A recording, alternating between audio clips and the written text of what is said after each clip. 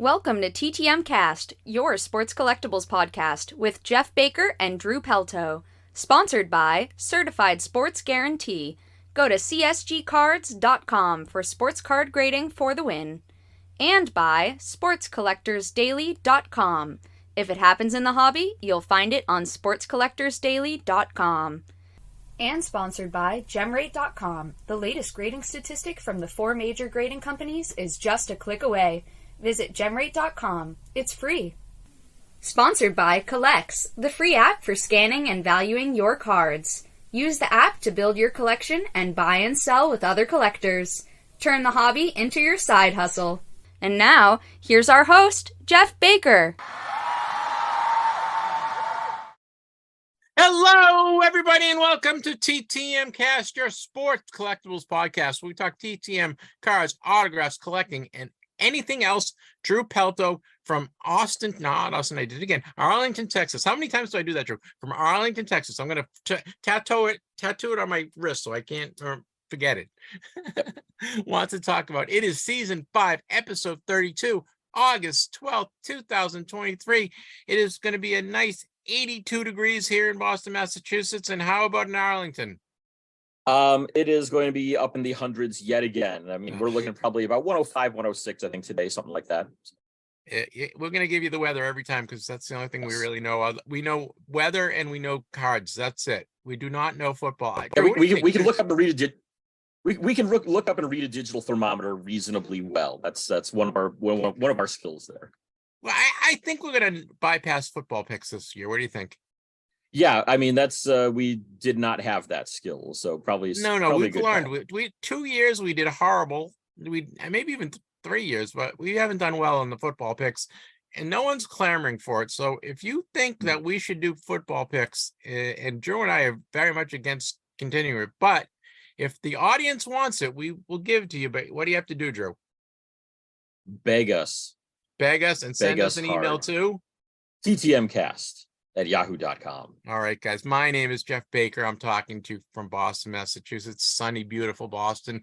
Going to the Red Sox game today against the Tigers. I get to see my Matt Manning, who's on my fantasy team, pitch against Brian Bello, who's one of the rookie guys you want. I think he's going to stick around. And on the other end of the line, the man with the voice. We'll just call him the voice. His name is Drew Pelto. He is from Arlington, Texas. There we go. Austin, yes. Arlington, which is right near Dallas and right near Fort Worth. And that's why he is DFW Grapher. He is on YouTube. He has great videos on YouTube. If you are not watching his YouTube videos, you're missing out on a good, 20 minutes to a half hour of entertainment, right, Drew? Yeah. I keep it fairly digestible there as much as I can every week. So I know, and you always have guests. You get Aubrey on there every once in a while. If you watch, sometimes Drew does play-by-play, which is worth the price of admission. But you know what? You don't have to pay $10 to listen to Drew's videos, to watch Drew's videos. You don't have to pay $5 to watch Drew's videos. They are free. So make sure I eat the cost by going out and buying a ticket to a game, paying myself to get in there, and you guys reap some degree of benefit off of it. That's right. My loss is your gain. Make sure you follow him and watch his videos because he's got to eat, and if he doesn't get his viewership up, YouTube doesn't pay him any money. Right? Yeah, all right, exactly. Guys. I mean, I to be fair though, I haven't gotten a dime out of YouTube yet, so I'm relying on ramen noodles right now. I have been for the last 3 years now.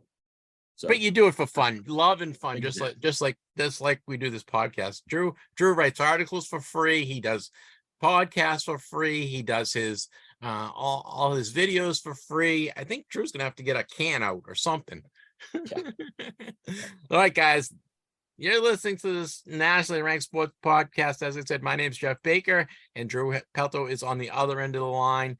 I've got a couple of things just to talk about this week so far.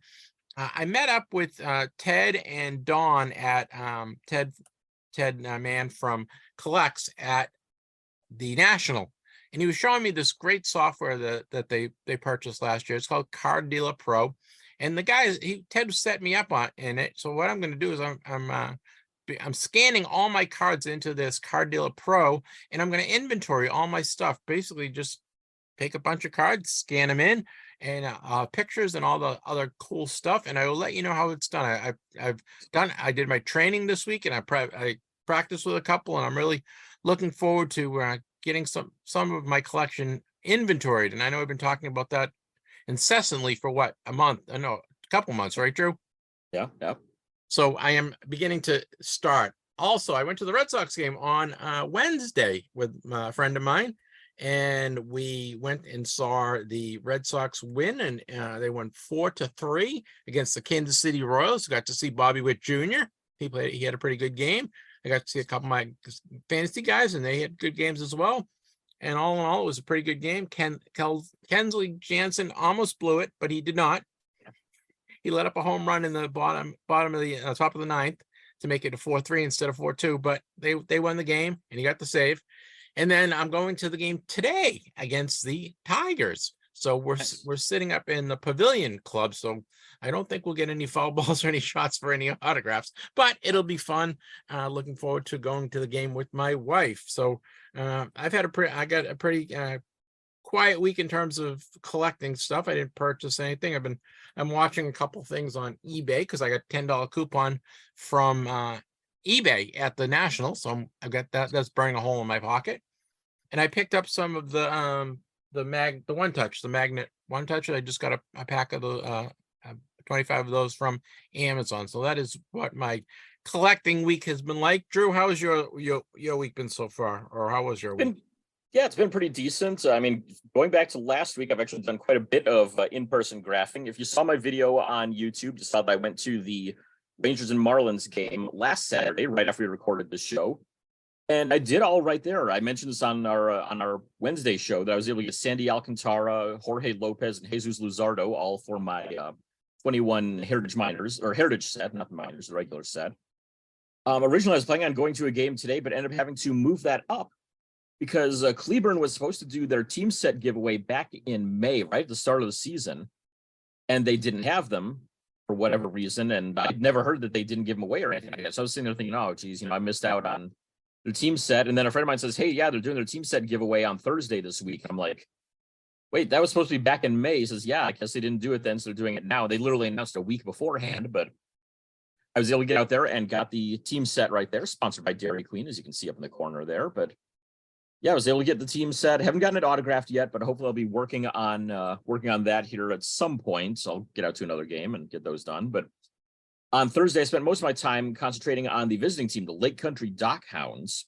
Okay. Several former major leaguers that were all involved there. I missed out on two of them because Juan Hillman, who used to be in the Cleveland organization, was the starter that day. So I didn't ask him before the game, and then he bolted for the clubhouse back around the ninth inning or so. So I wasn't able to get him at any point.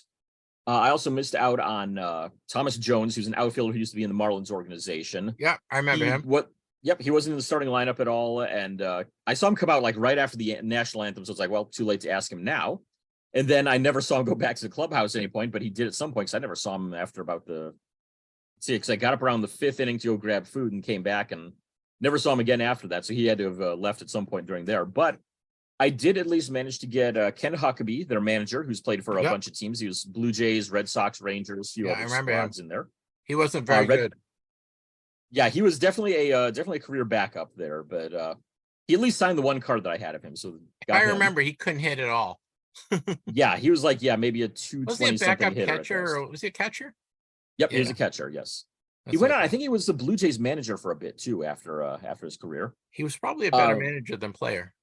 Yeah, I think so. Not to besmirch Ken Huckabee, but yeah, he went a lot farther than you and I. Yeah, exactly. I mean, he's significantly more major league games than I ever got into. So good for him on that. Who else we got? We got Reggie Harris, who I mentioned last week that I'd probably be seeing him, and he was there, former A's pitcher, and a couple other teams. Red Sox draft pick in '87. Let's see, got What'd Paul you have Wagner. Reggie sign? I have a bunch of early '90s cards that he inked up for me there. So let's see here, which ones? Well, I'll show you the one right off the top of the pile here. I've got a couple of them there, but there's his 90 Bowman and 91 Donruss cards at the very least. Oh, nice. So, those, yeah. I like the Bowman card. That's a nice card. Yeah, I think that's technically his rookie card right there on that one. So Drew, you'd be proud of me. I don't have any more piles. I put them all. I put all my stuff away from the national. Like put all my TTMs away. That's what I was Nice. doing this week. I'm trying to get organized. No more piles. Yeah. I need to photograph all these ones I just got in, so I'll hopefully get those photographed and put up, so that'll condense a little bit of this. But who else we got? Paul Wagner, who's the pitching coach. I was a little surprised to see him because he didn't travel with them last season at all when they came to Cleburne. But got him on a few cards, so he was really cool about it. Blake Tiberry, who is a former Mets prospect, got him on 4 cards. He was in 2016 Bowman, I think it was. Curtis Terry, who's played up in the majors with the Rangers and the Twins, and actually got him last year on the road trip. I saw him in Indianapolis when they were playing at home against St. Paul. He was in AAA with the Twins at that point. And Franklin Kilome, who is a former Mets and Nationals prospect, got him on his 21 heritage card right there. Oh, nice. With Ali Sanchez. What really is kind of pissing, what's pissing me off right now is, well, I should have had him. I should have had Sanchez last year. That's what's pissing me off about this right now was Sanchez was in Toledo last year. He's part of the Tigers organization. I think he's over in the D-backs org now. But I think he had gotten called up to the Tigers at one point and then sent back down. And when I looked at the roster, he was not on the roster because he gotten moved up or moved somewhere at least. And so I pulled all my cards for when we were in Toledo. We get inside and Ali Sanchez is walking around there. I'm like, crap, I think I've got a card of him sitting out in the car.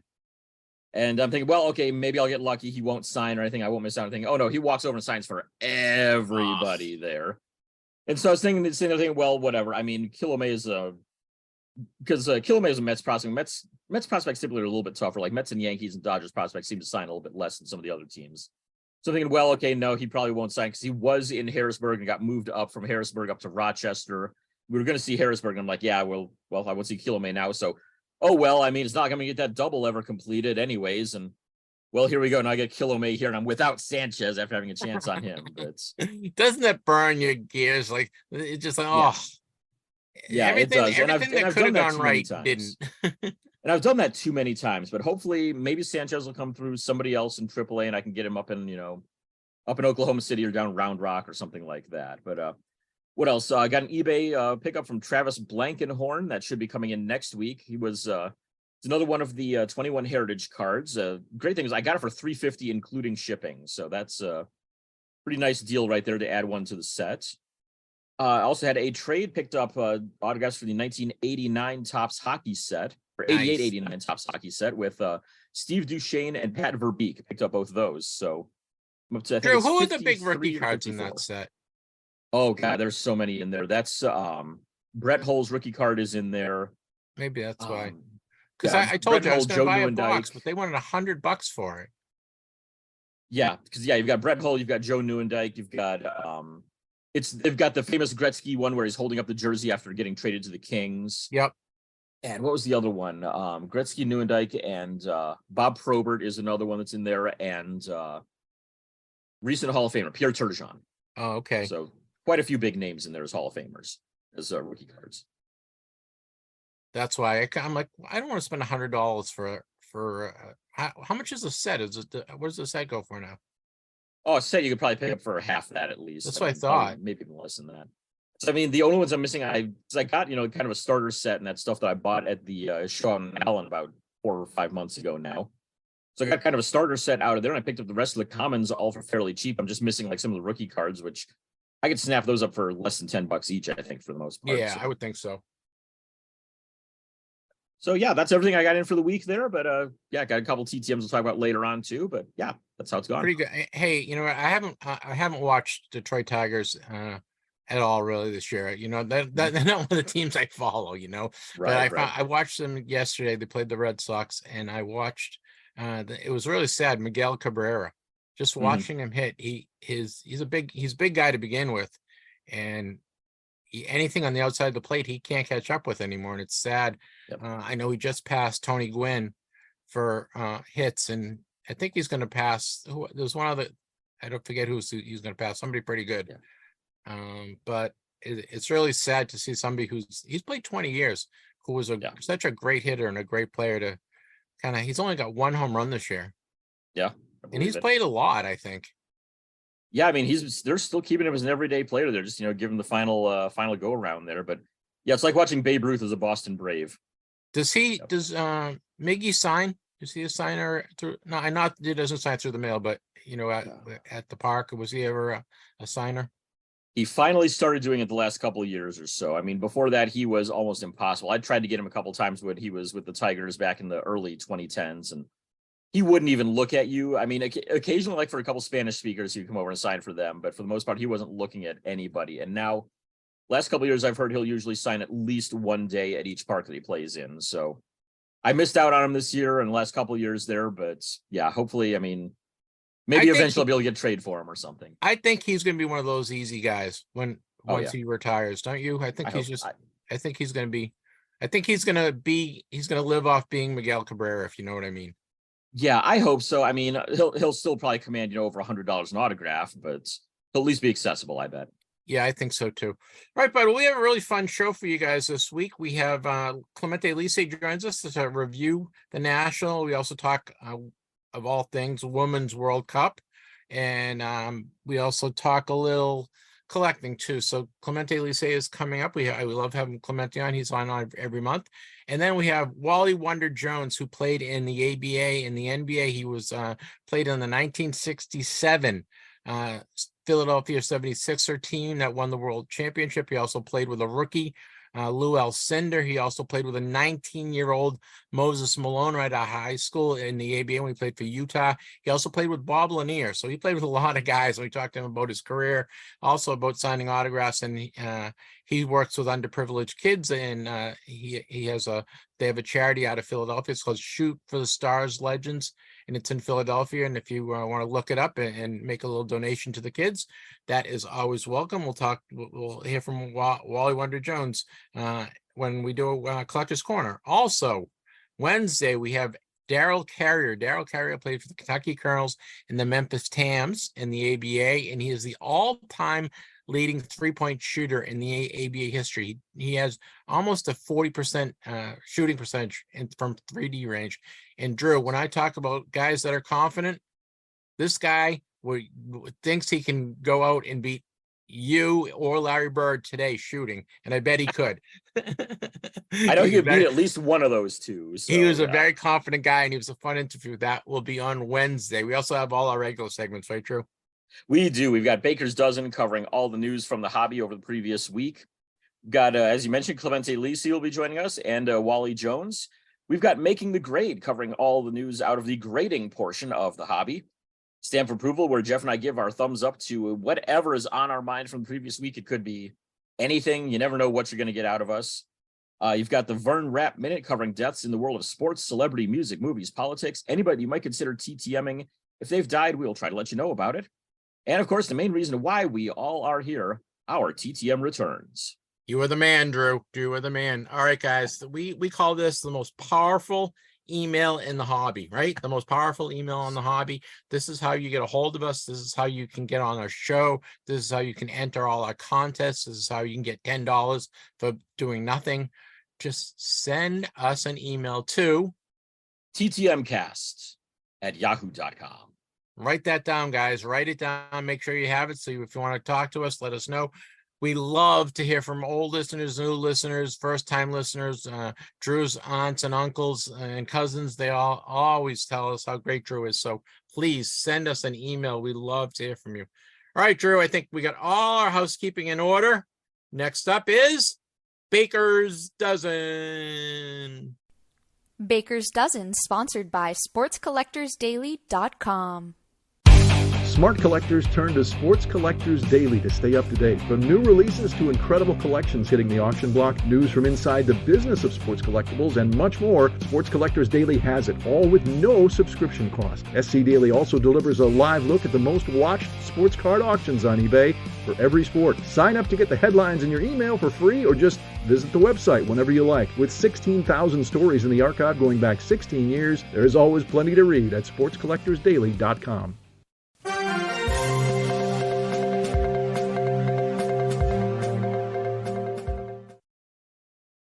Baker's Dozen is a news summary of what's been going on in the hobby. Before we get into all the cool news, just want to remind everyone, you want $10 from Collects to spend in their marketplace to buy any card or cards you want.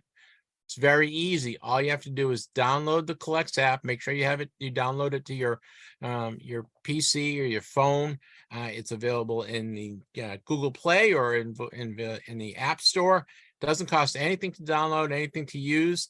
And once you get your Collects username, send that to us along with your email address, and Collects will send you $10 to do whatever you want. A free 10 spot. You can spend in the marketplace. You can, if you want to buy a Collects t-shirt, which I'm wearing today, Drew. I don't know if you can see that. Very nice. Got my Collects t-shirt on. So $10 from Collects, very easy. All you have to do is what, Drew? Send us an email with your Collects username, your email address, all that good stuff to ttmcast@yahoo.com. That is it. And you get $10. All right. We have a contest time, right, Drew? Yes. I have 2 card cradles to give away. 2 card cradles to give away. All you have to do is send me your name and your mailing address. Very important, guys. I can't send you your item if you don't send me your mailing address. So we're going to give 2 of those away on next Wednesday's show. So you have up until, 2:00 on Tuesday, right, Drew? Yeah. 2 o'clock on Tuesday to enter this contest.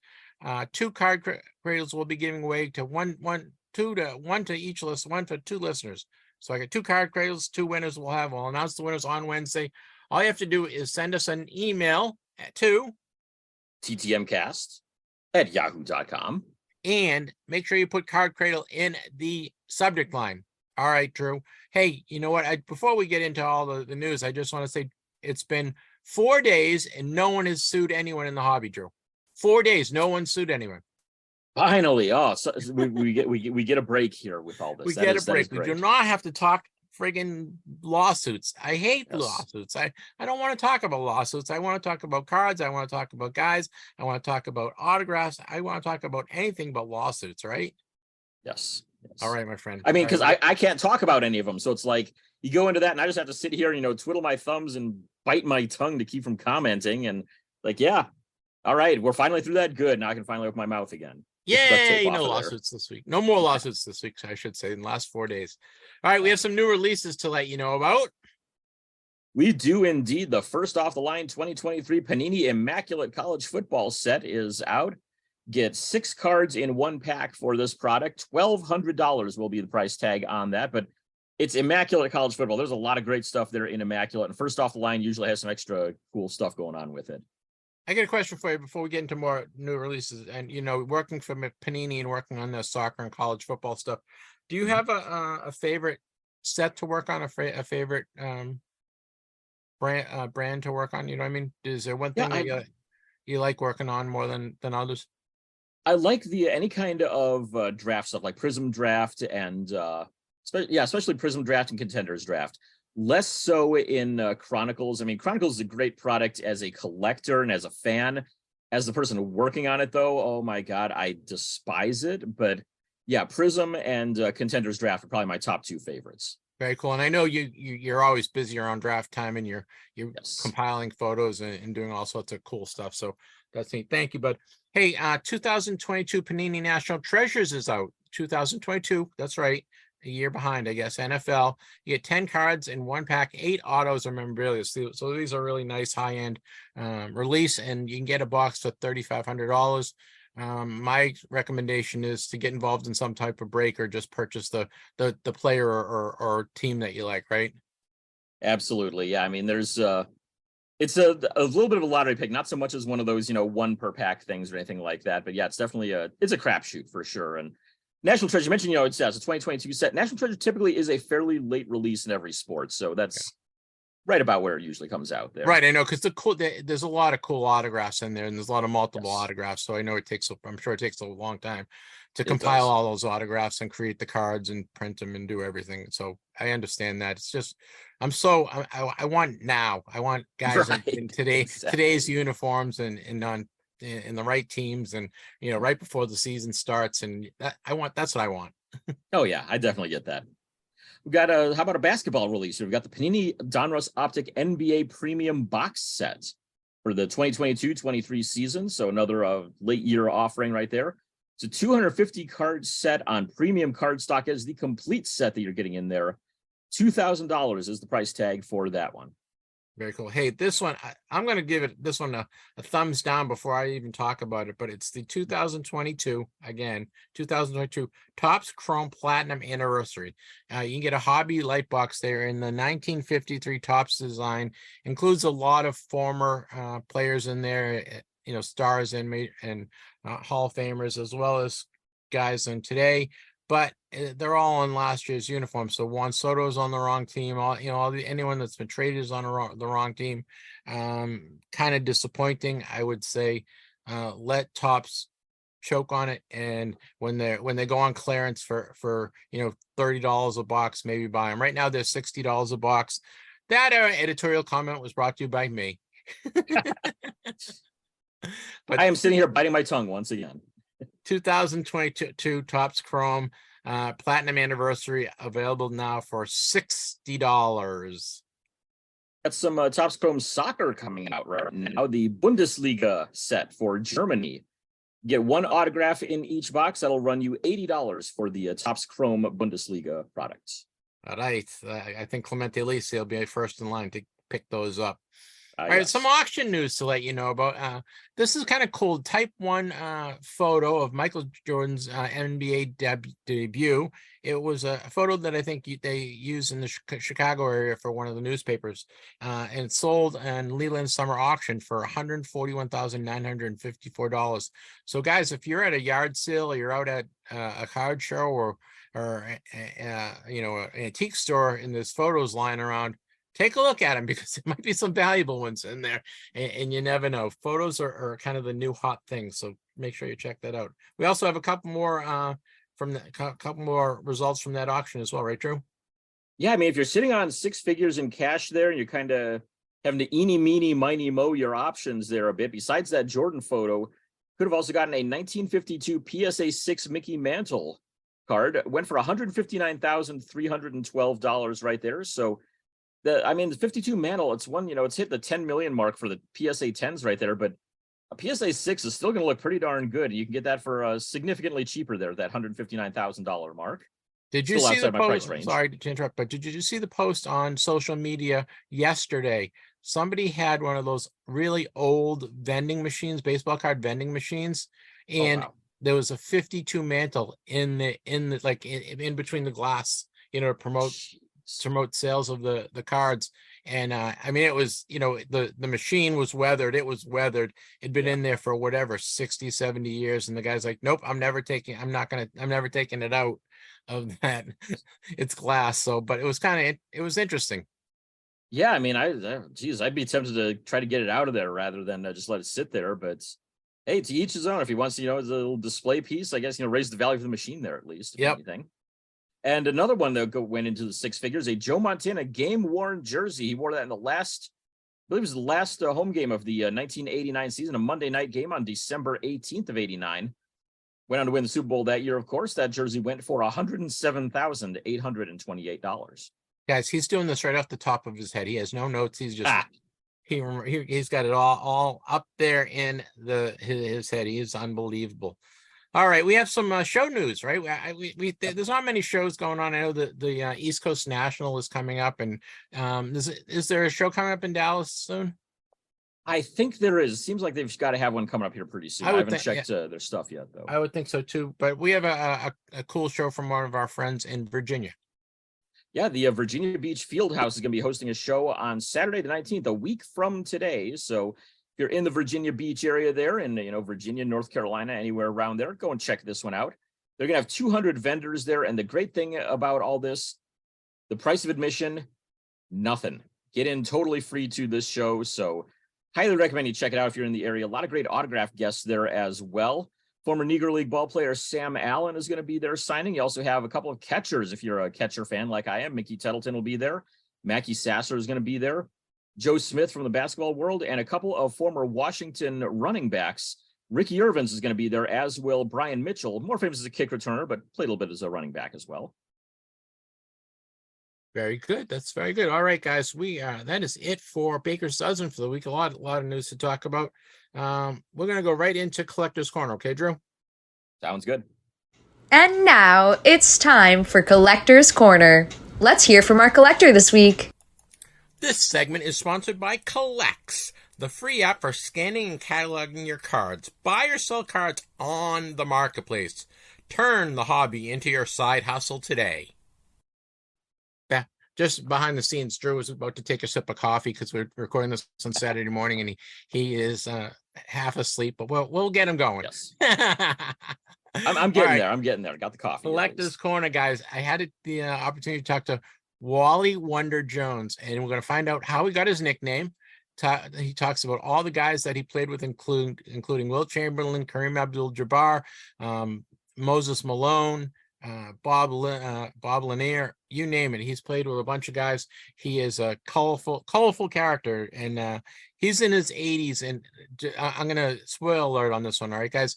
They had a mural that was in Philadelphia that was unveiled a couple weeks ago, and he was there with his family, and he has brothers and sisters there. And ready for this one, Drew? He had his 106-year-old father was there. Wow. So we talked to him about that. Please, enjoy my interview with Wali Wonder Jones. He works with underprivileged kids in the Philadelphia area. Look up Shoots for the Stars Legends. They are in Philadelphia. If you want to help out with his cause, they're always looking for money to help other kids. But this is not a call for donations. This is let's hear in my fun interview with Wali Wonder Jones.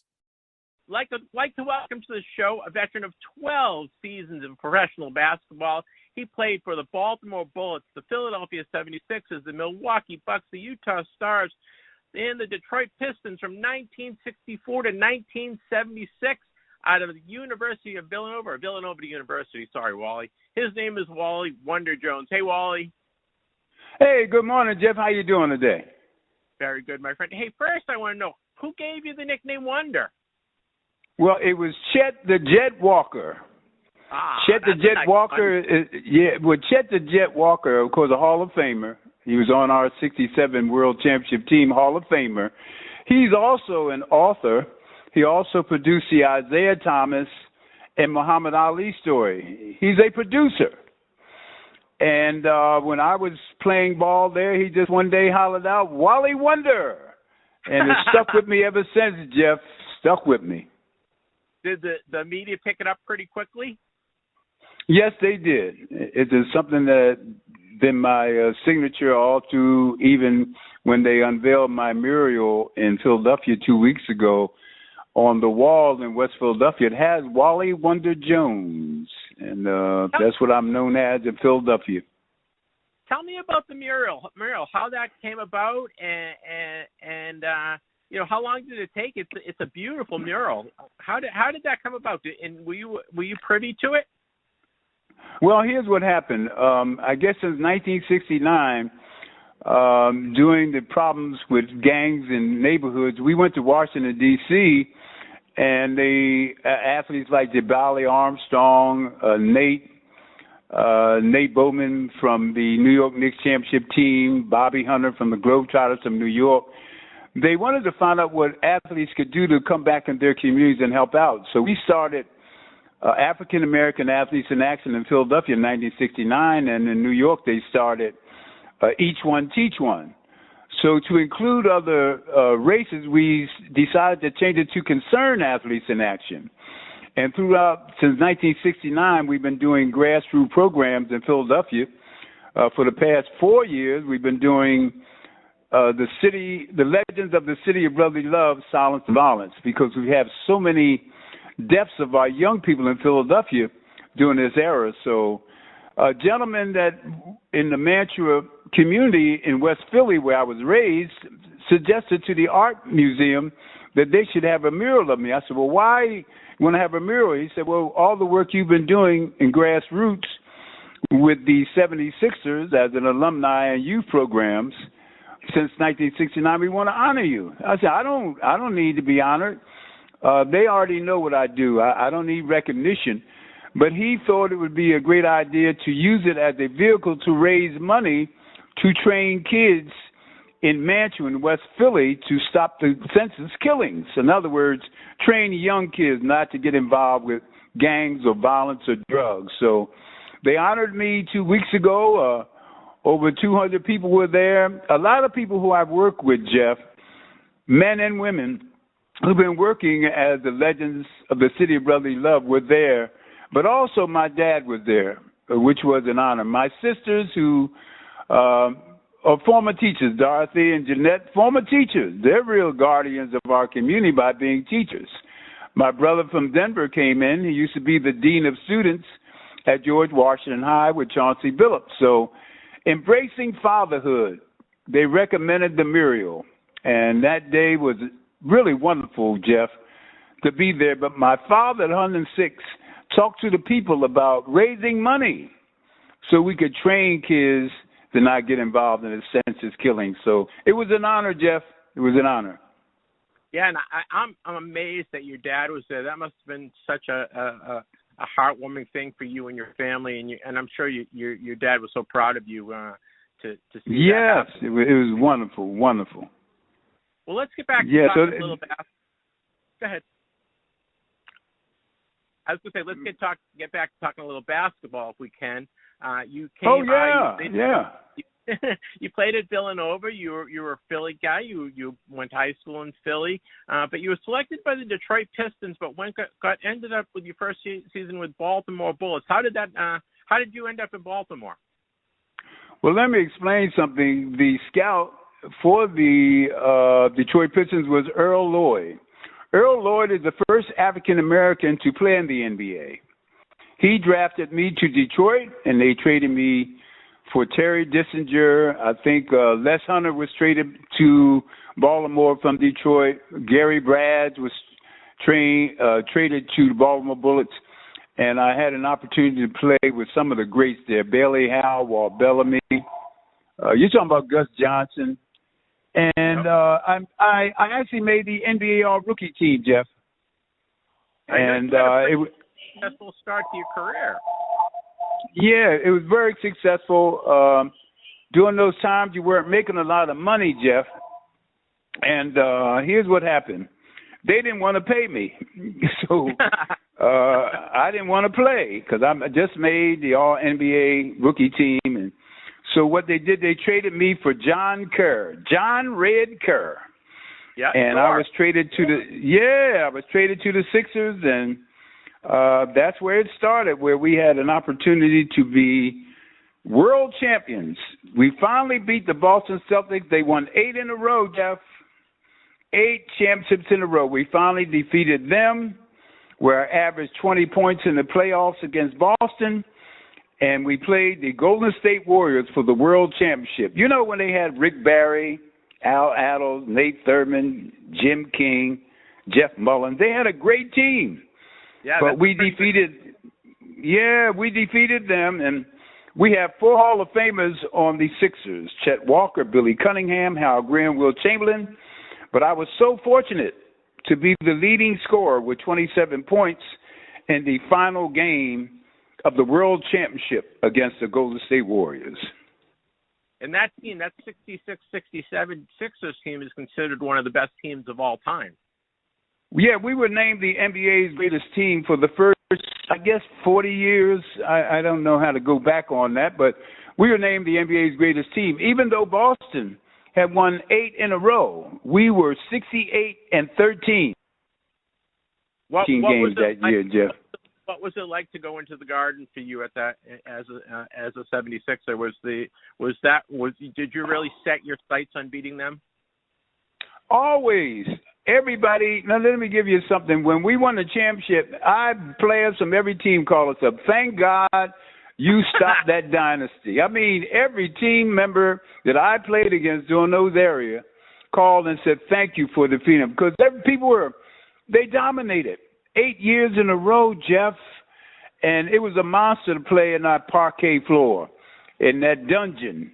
I mean, it was terrible, but since I was in the Eastern Conference, I was used to playing against the Celtics.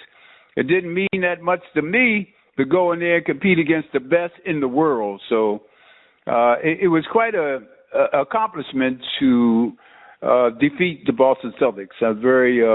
I really liked that team. Even they wore black Converse sneaks. I asked Jack Kraft of Villanova where I became an All-American, could we wear black sneaks? He let us wear black sneaks. Nice. In honor of that. I love the Boston Celtics. Even though I'm a Philly boy, I just like the Jones boys, Havlicek, of course, Bill Russell. I admired that team. You played with Wilt Chamberlain when in his prime, and you also played with a young Lou Alcindor, Kareem Abdul-Jabbar. What did you see when you were playing a young Kareem Abdul-Jabbar? Did you see that he was going to have a great career? Well, here's what I have to tell you, because I'm the only basketball player to play with someone that was just as great as those players. There's a fellow named Walt Bellamy, who was the gold medal winner, All-American, All-Pro.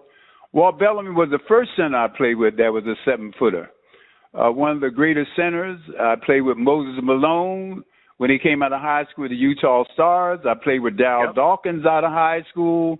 I played with Bob Lanier, one of the great centers from Detroit Pistons. Chink Scott brought me there after I left the ABA. So I played with some of the greatest centers ever. But when you talk about centers like Kareem Abdul-Jabbar, Wilt Chamberlain, and Moses Malone, I'm talking about great centers. So what it gave me the opportunity to do, Jeff, was I could pick up men full court and play as hard as I could, because that was my forte. And that's why I admired Casey Jones. You play against the best shooting guard. But I knew I had those 7-foot centers to back me up, Jeff. But I knew right away when I saw Kareem Abdul-Jabbar how great he was, not only from high school, but UCLA, where my best friend went and won the first championship for John Wooden. Walt Hazzard was 30-0 at UCLA. Wow. He was my high school teammate at Overbrook. We were 84-4 in high school, 84-4.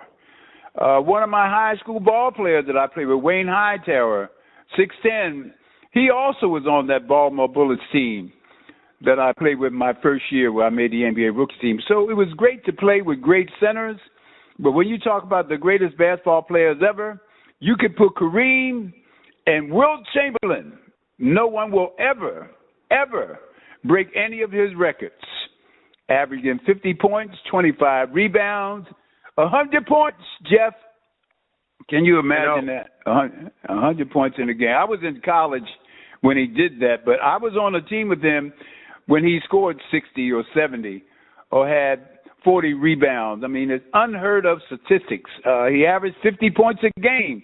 Unheard of. The greatest basketball player that ever put on sneaks. For my young listeners out there, what was the difference between Chamberlain's game and Kareem's game? What difference did that? Well, Chamberlain was more forceful, power dunk. When he averaged 50 points, he had a fadeaway jump shot. It was like a layup. But Kareem was more graceful. Even though he had that sky hook, he dunked just as much like Dr. J said the greatest dunker ever was Wilt Chamberlain. He would dunk everybody in the basket. I'm talking about the power of his shoulders, the strength that this man had, its athleticism, quarter miler, broad jumper, high jumper, track. He was I would say one of the greatest athletes ever to play any sport. But gracefulness was Kareem. And you're talking about one of the greatest, 6 championships, leading scorer ever until LeBron broke it. But Wilt Chamberlain, tell people to Google his records. I don't have to say anything else. All they have to do is Google his records, and they'll see why he was the most dominant force in the NBA ever. You spent a couple of years in the ABA with Utah Stars, and you mentioned you played with Moses when he was coming out of high school. Was the ABA game more conducive to your game? Did you enjoy playing in the ABA? Well, the ABA game was more open. They had the three-point shot. You didn't foul out. There was some great, unique things about the ABA because when I played against Dr. J and McGinnis and all those guys in the ABA, these guys were pulling up shooting three-point shots. It was more creative. The NBA game today is what the NBA game was, the ABA game was when I came in 1975. Moses Malone, out of high school, I had never seen a young man that forceful on rebounding. He was just 18 years old and boarding back and forth, back and forth. He was much smaller then. He was quick. As he got bigger and stronger, he dominated. They dominated for the 76ers when they won the world championship. He was dominating ball players. That's how great Moses Malone was. Miss him, miss Darryl Dawkins, miss Walt Bellamy and Bob Lanier, all passed. But great, great basketball players, Jeff. Great. We're speaking with Wally Wonder Jones. Wally played 12 seasons of professional basketball from 1964 to 1976 with the Baltimore Bullets, the Philadelphia 76ers, the Milwaukee Bucks, the Utah Stars, the Detroit Pistons, and he finished with the 76ers. Wally, you finished in 76 with the Sixers. You went back to Philadelphia to wrap up your career. Was Dr. J there when you were there in 76? No, he wasn't, but we had an outstanding team. We had Fred Carter, Doug Collins, George McGinnis, All-Star. Steve Mix was an All-Star. People don't realize we had World B. Free, Darryl Dawkins. We had Kobe Bryant's father. Yeah. Jelly B. Bryant, a great basketball player, Jeff.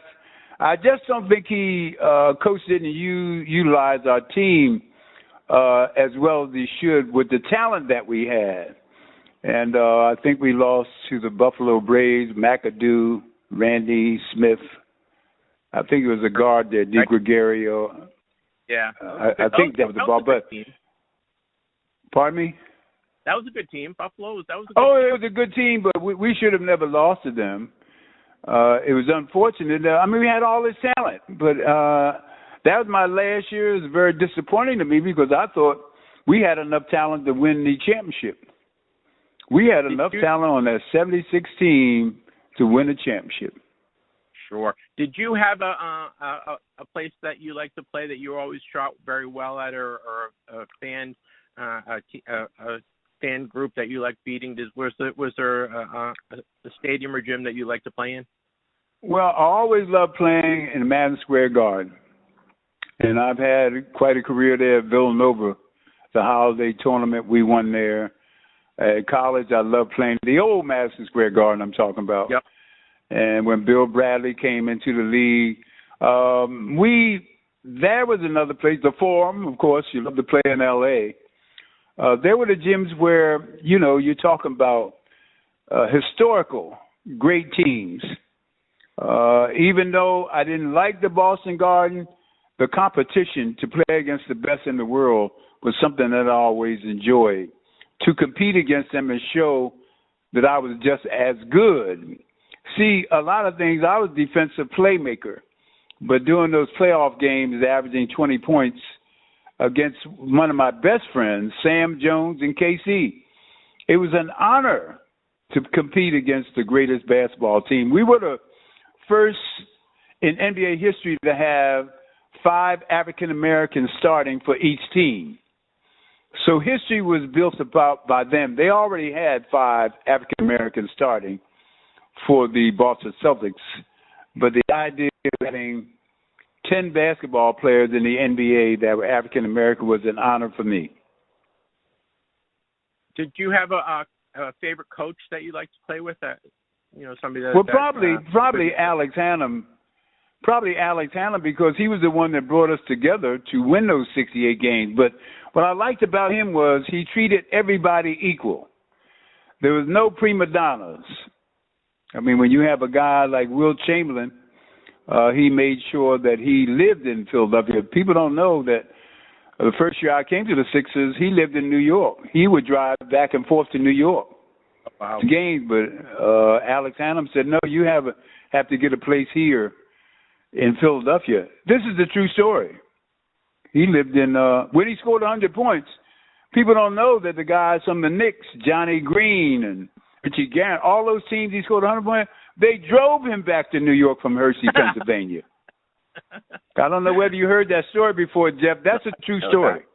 That's funny. Yeah. Can you take me back to 1968? The playoff series against the Celtics, and news broke of the assassination of Dr. King. What transpired there? And I know you guys were trying to cancel the game, but it got overruled. What kind of happened there? Well, I have to tell you, each year I've been on Sports Arena, ESPN, NBC Sports. I've talked to so many people during that time of year of his assassination. Yeah.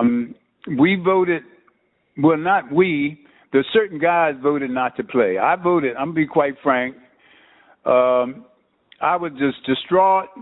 There's no way I could play a game of basketball. We were up 3-1 on Boston Celtics. And Russell and Wilt met, but who met was the two mayors of Boston and Philadelphia. They were rioting, Jeff.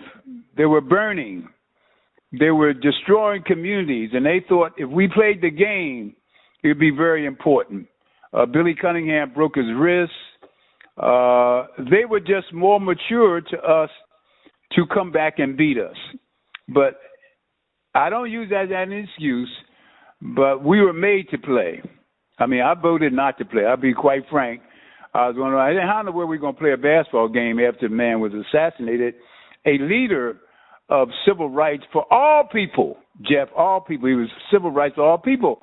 And they wanted us to play a basketball game after such a tragedy. This is one of the worst tragedies in the history of mankind. But the forces that be, Jeff, I got to tell you something. During those years, we weren't making a lot of money, Jeff. For sure. We had to have summer jobs, Jeff. So when you talk about a ball player, if you tell them you're not going to play, you will not have a job. And Billy Cunningham said that on an interview with the Arena Sports. They interviewed him, Melchione, and I, talking about that tragic day. And Billy said, hey, man, what kind of power we have? We making $25,000. We weren't making no money. Jeff, the people who were making money years after in the 70s with Wilt and Russell were making $100,000. The average salary couldn't have been no more than $30,000-$40,000 for an NBA player. When we came into the NBA rookies were making $10,000 to $15,000. Billy Cunningham out of North Carolina, $12,500. Yeah, I made $10,000, Jeff. Right. So I want you to realize that it wasn't any money. We had to have summer jobs. Not fair. You know what? I spoke with Sam Jones before he passed about this, and it was really one of the things that really bothered him the most that you guys actually played that game. It was well, looking back historically, it's too bad that you guys had to play. You know. Yeah, it was terrible. The travel was bad.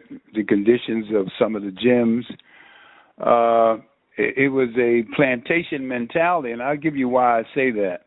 They had the ownership. Now, I was playing for the 76ers in the 70s, and we just come off of winning championships, and I increased my scoring, assists, and also steals, and they didn't want to pay me or play me. So I sued the NBA for $5 million with the Sherman Antitrust Act. Oh wow! So unfortunately, I spoke out about police brutality before Kaepernick in '70, and they said I was too militant because Rizzo was a mayor and also police chief. That there was a lot of police brutality there, and I spoke out about it, and they said we got to get rid of Wally Jones. He's too militant. And during those times, we had the big afro. We wore dashikis and African kabubas.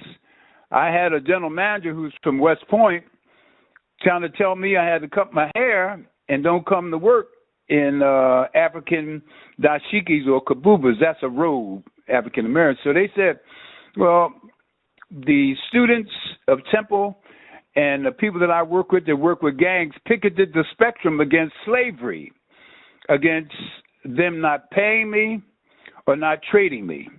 In December, Jeff, I did not have employment until December. You know who gave me a job? The first African-American general manager, Wayne Embry. I know you know that. Yeah, I know you know that name. Every time I see him, I gave him a hug every time I see him. Also, I used to give Earl Lloyd a hug, the first African American in the NBA, because he drafted me. So it's very significant in my life about those situations because the NBA was very tough those years, Jeff. I'm so happy these guys are making this money because so many friends. Wally, I don't know if the kids that are playing today understand the hardships that you guys went through and the trailblazing time that you had to lay foundation to what we have today, you know? Yeah, and, you know, when I worked for the Miami Heat, Billy Cunningham gave me the job. I was working for the Center for Education Development in San Antonio. I was a human development specialist and trainer in a 10-state region, and Billy Cunningham gave me the job of community relations and principal of after-school programs. And the point I want to get across is that the idea of these ball players making that kind of money, they may not be aware of what it was like. We made this game, and I'm so happy that they're capitalizing off of it financially. And they didn't realize that during those times, there are certain places in certain areas where we couldn't stay in hotels. Well, I can go back to when I was in college. When I went to Maryland in the regionals, we couldn't stay in a hotel in Maryland. When I went to Villanova, when I was a sophomore in Villanova, had to be 62 or 63, and we couldn't stay in a hotel in Maryland, and that's Cole Fieldhouse. And then when I made it to the NBA in Baltimore, we went to places where they wouldn't. Billy Cunningham taught us they wouldn't serve us. This is the 60s, Jeff. You know what I'm saying? It's not that long ago, Walt. It's not that long ago. People forget sometimes. Yeah, they do. And it's so unfortunate in our society. There's such a division of dividing of races. And I spoke at my unveiling of my mural. We're from the human race. They divide you up and make you against each other. I don't care what color you are. It's the human race. And so if the intelligentsia, the academicians, but we know what's happening in the world today. There's division. It's madness in this world, all over the world. But in our own United States, I have never in my life seen so many killings of young people. Young people killing each other. Where are they getting the guns from? They don't have any hope. So the madness continues, Jeff. I hate to bring that up, but I wanted to just... It needs to be pointed out, Wally, because it's really, it's an injustice as a society, and we really need to rectify that. As a society. You're absolutely right, Jeff. In our society, it's become so inhumane what's happening in our society that we got to do something about it, Jeff. We can make a difference. That's what I'm trying to do with the Legends of the City of Brotherly Love, Silence of Violence. I've been at this since 1969.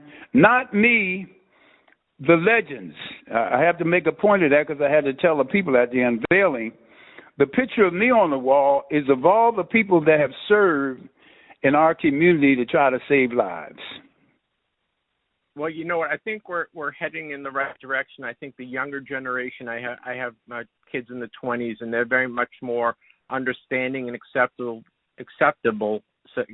of people of different races and different sexual preferences. And it just seems like I think the younger generation is moving in the right direction. So it's slow, and you know what? I always think that, I was born in 1965, so 100 years before I was born, slavery was still just about still going. You know what I mean? So it's Sometimes you have to realize that things move slow, but I think we are moving in the right direction. I think we're moving. I think people like you have done a lot to help, push us in the right direction and direct people on how we should be behaving with each other. I agree. See, I was born on Valentine's Day, Jeff. I'm a humanitarian. In other words, human being. Doesn't it fit? I thank Dorothea and Ernest Jones for giving me that date of birth. Valentine's Day, February the 14th, and we got to love each other. That's as simple as that. Yeah, and God bless your dad was still up with us, 106. That is just fantastic. Yeah, I am blessed. Glad to see he's been able to see your success over the years and see the changes that you've helped implement. So that must be nice for him as well. Yes. Do you, yes, you know, a couple more questions of basketball, and I'll let you go because I really enjoy spending the time with you and talking about your time in the NBA. Do you have a favorite game, a favorite moment on the court that you really that you know, you're just sitting there in your easy chair watching TV, and all of a sudden you bring a smile to your face thinking about that? Oh, probably the championship series. Yeah. The Boston. I'm talking about the 67 against Boston. I made 8 out of 9 shots, and I have a film of it where it showed that I was, you know, you're hot. So they said Boston is dead. They had a big sign, and it's at the convention hall. This is not the Spectrum or the Wells Fargo Center now. This is at Convention Hall, downtown gym that we played Boston, where we played our games at. And that was very exciting then. But one of the very important series that meant a lot to me, see, I wasn't a scorer. I averaged 13 points a game. I'm going to give you some names. Steph Curry, Kyrie Irving, Isaiah Thomas, Tony Parker, Jerry West, Oscar Robertson. Those names are guards that scored 20 or more points in the finals and won. My name is on that list, so I'm very proud of that. Because that's a nice list to be on. Isn't that a nice list? When the guy sent it, I just found this out. See, these young people, they go on statistics, they look you up. My son sent me the list. He said, Papa, I didn't know you was on that list. I said, yeah, I averaged 13 points a game, and I was one of the guards on the finals to average 20 or more points. So I'm proud of that because I wasn't a scorer. I'm not a scorer. I'm a defensive playmaker. Before game one of the series in 67, when you scored 30 points, did you feel like you were going to have a good game? Like before you went into the game, you're like, I'm going to have a good game today. I'm going to tell you something. This is ironic. I called up Al Adels last week. You know what Al Adels said to me? Do you know Al Adels went to school with my brother at North Carolina A&T? Okay. Him and Guy Rogers were my mentors when I was growing up.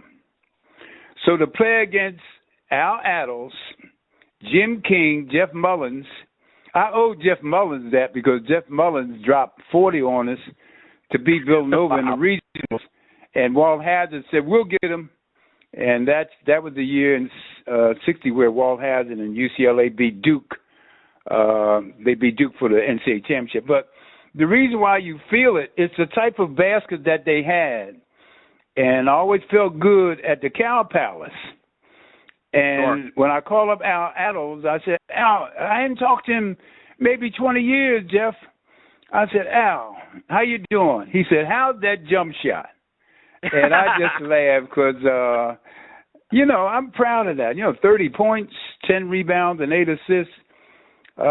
You're proud of those accomplishments during that's where you make your name at, playoffs and finals. The regular season doesn't mean anything, but if you could reach the finals of any sport and participate in it, you want to do your best. And I was so fortunate to have an outstanding series at Golden State. Now, one of my best friends, Rick Barry and I became the best friends because during the Olympic trials in 64,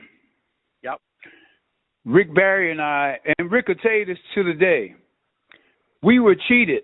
We should have been on that Olympic team with Walt Hazzard, Bill Bradley, Jeff Mullins, Luke Jackson. Now, 2 guys made it, Larry Brown and Dick Davies. When I got up that morning and didn't see my name on the list, that was one of the most disheartening feelings I've ever had because I thought I made the 1964 Olympic team. And I'm going to tell you why. Walt Hazzard and I in high school, put in our yearbook, we would be in the 64 Olympics. We put it in our Overbrook High School yearbook. And we had, you know how you plan on things happening in your life? I was so disappointed, but that's part of life. But Rick Barry and I, we kid around, which I talked to him about the unveiling of my mural. And he was, of course, congratulating me, but he always talks about it. Wally and I should have made that. We turned that tournament out. We turned it out.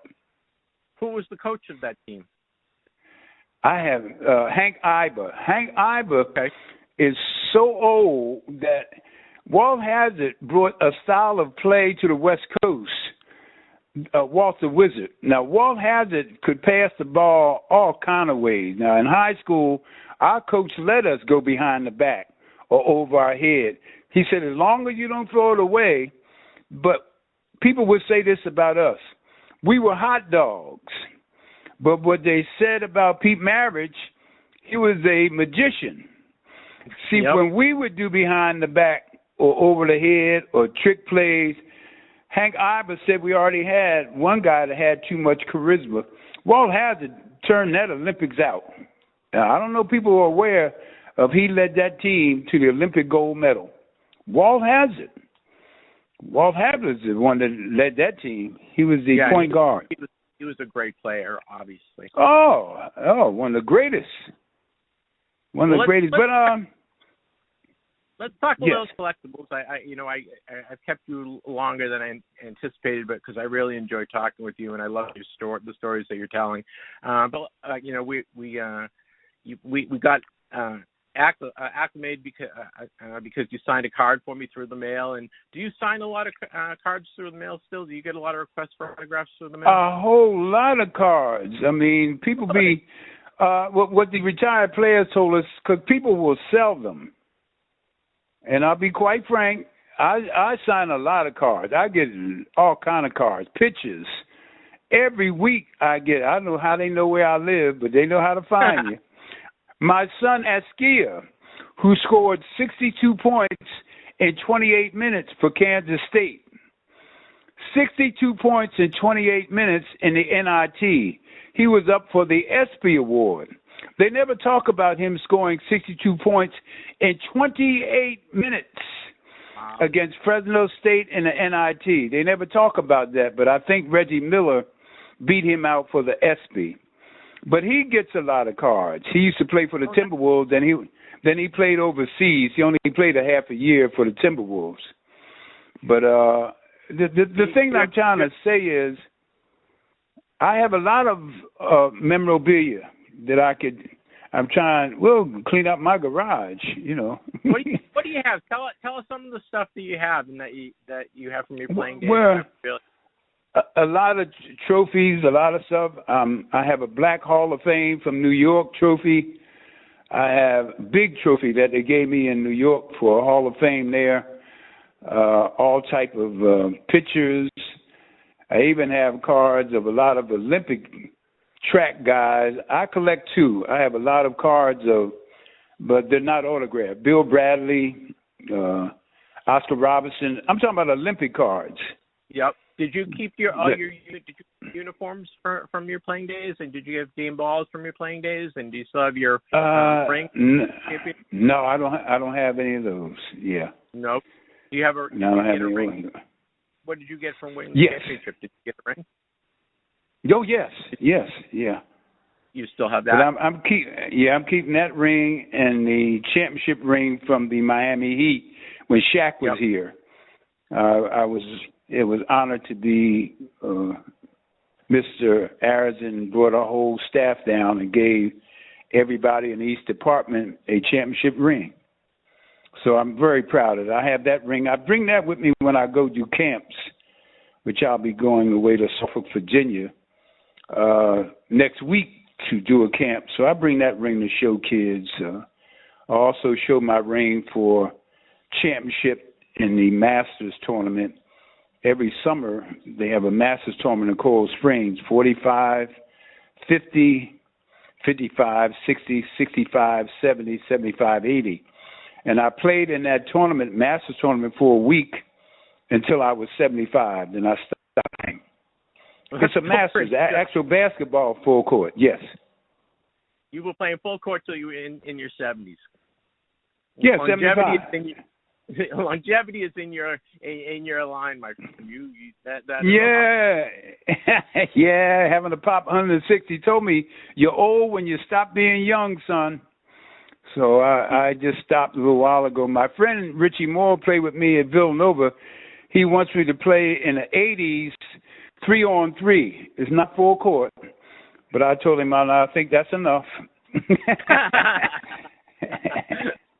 That's funny. I'm sure your family's like, Dad, can you slow down just a little?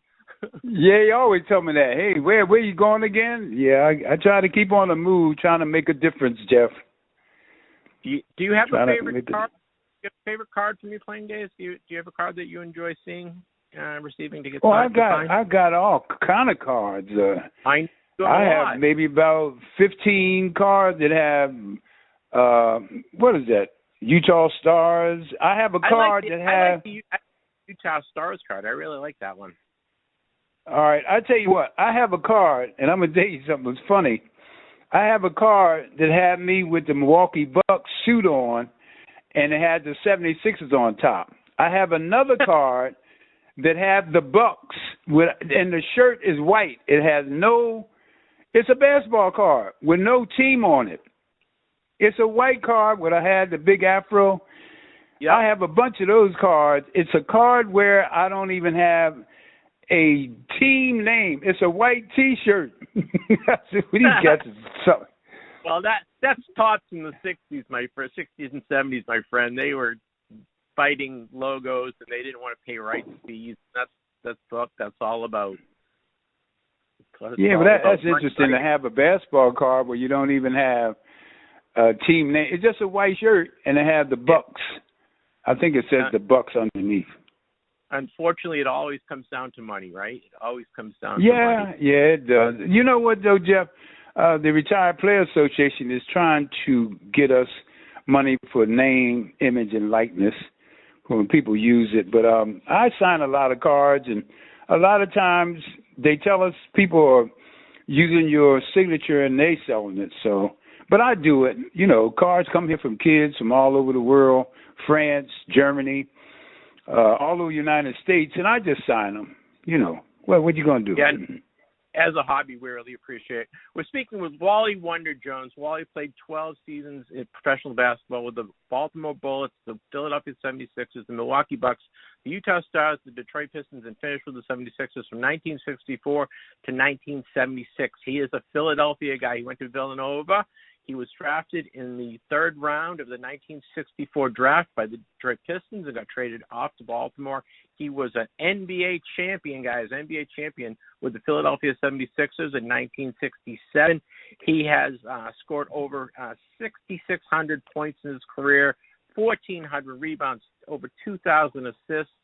He had a great career, and he was a social mover in the 60s and was involved in helping the youth all the way through today. He just had a mural released or unveiled a couple weeks ago in Philadelphia, and he's a great ambassador for basketball and for the Philadelphia area. So, Wally, I thank you very much for your time today. Is there anything else you'd like to add before I let you go? Look, I have to say this. Save the children. That's it. Right. Save the children. That's all. But the other thing I have to say to you, thank you, Jeff, for having me on your show. It was a pleasure. It was. I could talk hours and hours with you, Wally, because I love hearing stories of your time in the NBA. And you know when you name drop, you're name dropping because these are people you knew and played with and played against. And I'm very envious that I wasn't there to see a lot of it. My time in basketball following started probably in the mid '70s. So okay. I've been following NBA for a long time. I do remember you. At the end of your career, especially with the 76ers. But, thank you for all the entertainment that you provided. And it was great to talk to you about your career and about signing autographs. All right. Thank you again. All right. Thank you. You be good.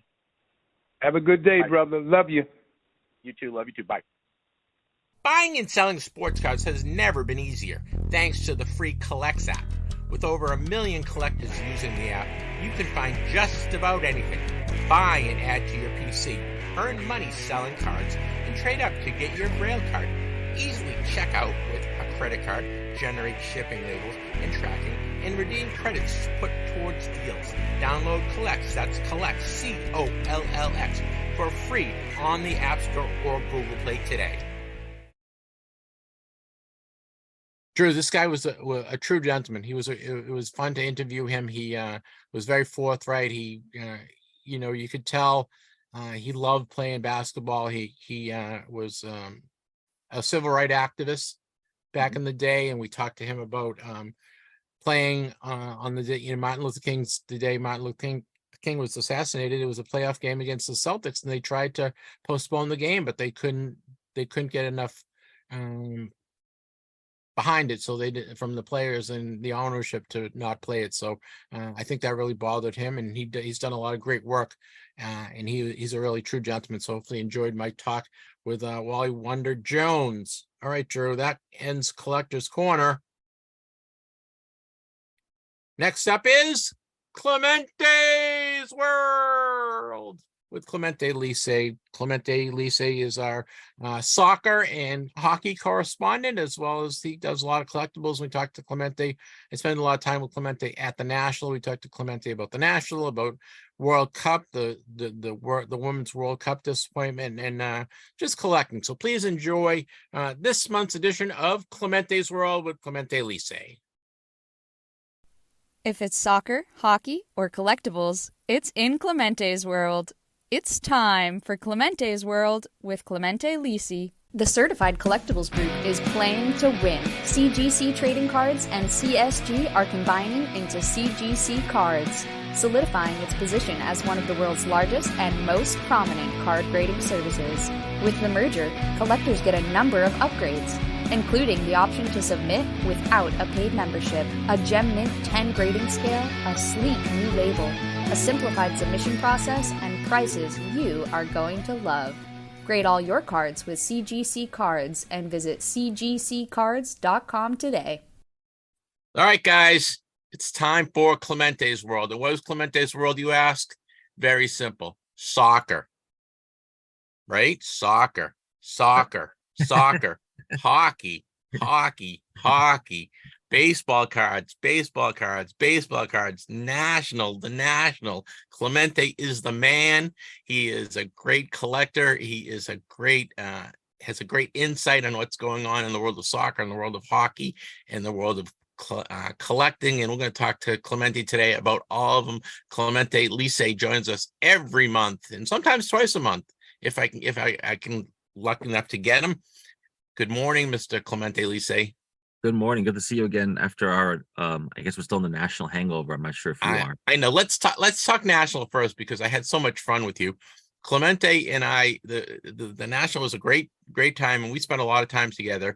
And the one disappointing thing about the national for both you and I think, is the lack of hockey, or the amount of hockey cards were at the national. And you and I aren't the only ones that have said that. I've seen a lot of people say, you know what, for being in an original six city, there wasn't a lot of hockey, and I think a lot of the vendors had a lot of the same stuff. Don't you think so? Yeah, it's a great observation. So there was hockey there, but you really had to look around and dig around, and it was 750 tables, so it was hard to get to everybody. And there was in some ways there was a lot of hockey, but it was really spread out. And you're right, there was a lot of repetition. So there was a lot of like Gretzky rookies, maybe an Ovechkin rookie, all the cards that either out of our price range or we don't need. What people need more of, I think, is hockey dollar boxes, $10 hockey cards, just more variation, more variety. But I think a lot of people are not breaking hockey. They're not buying hockey. So they don't have those quarter boxes, dollar boxes to sell. Yeah. And there's some vendors that had some good stuff, but you really had to look, and it took me 2-3 days to actually find people with hockey. I didn't buy a ton of it because there wasn't a lot of it.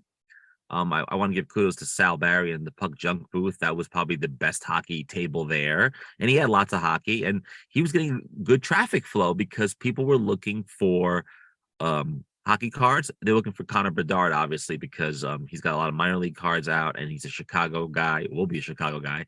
But you're right. As a Chicago, as an original Six City, that was lacking. My biggest gripe really wasn't the vendors, because the market tells you what people want, and the Toronto Sport Expo twice a year satisfies that hockey need, I think, for a lot of people. But also better hockey signers, if not more hockey signers. Right. They Right. weren't Murray really- Brannaman was the big name, right? and Jaromir Jagr, and that was it, really. And then you had Marcel Dion at the VIP, but you don't really have. That's really bad. I mean, that's really poor for Chicago when you could have brought in a ton of people, really. Big market. Clearly, there's a market for Jagr. If there's a market for Jagr, there must be a market for other 90s guys. So that was disappointing. And I wonder if TriStar, we don't know the backstory why they couldn't get more hockey. Maybe Right. it's they don't think people want it, but also maybe with Fanatics getting into the autograph space and doing their own shows, they could bring in more hockey people. Upper Deck had some signers, but nothing really special. Right. They had some guy from the St. Louis Blues, right? He was the- The Maple Leafs. He was like the backup goalie, Joseph yeah, Wall. backup goalie. But he wasn't. That doesn't really scream out. I mean, he's a Missouri native, which makes me think it's a Midwestern connection. But it really wasn't the kind of offerings that we expect at a show where that built itself as the biggest sports card memorabilia show in the world. It was a pretty poor showing, I thought. I know. I really wanted to pick up a bunch of O-Pee-Chee, and there wasn't a lot. No, I mean, you and I, don't get me wrong, you and I had a ball going through the dollar autograph boxes. We spent Yes. a couple hours just we pulled all the Bruins and Rangers and a bunch of cards that you needed. And I think for $20, that was probably the best $20 we spent at the show. You know what I mean? In terms of I agree. sheer fun. I agree, because you have the experience. We hung out, we went through cards. I picked up a Mike Vernon signed Pro Set card, 1990-91 for $1. I thought was like an amazing deal, but there weren't a lot of those guys. It took me, that was a Saturday, I guess. It took me like almost 4 days to get to that table. Yep.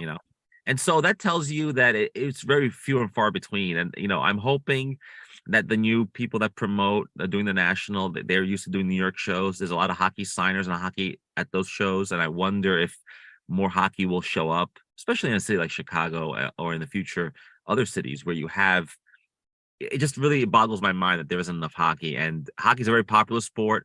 Upper Deck the booth was pretty busy, the corporate booth. So there's a lot of hockey people there, obviously. Yeah. But yeah, they could be more. And I claimed this last year at the National. I whined about it. This year there was more, but not nearly as much as you would see of other sports. Yeah, don't get me wrong. We had fun at the National. It was so big, and when you said it took 3 days to find the hockey guy booth, that it was because it was so big.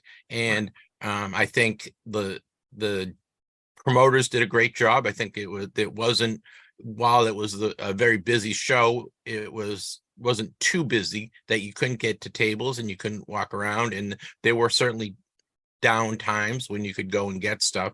And I pulled the classic National oops. I found a table.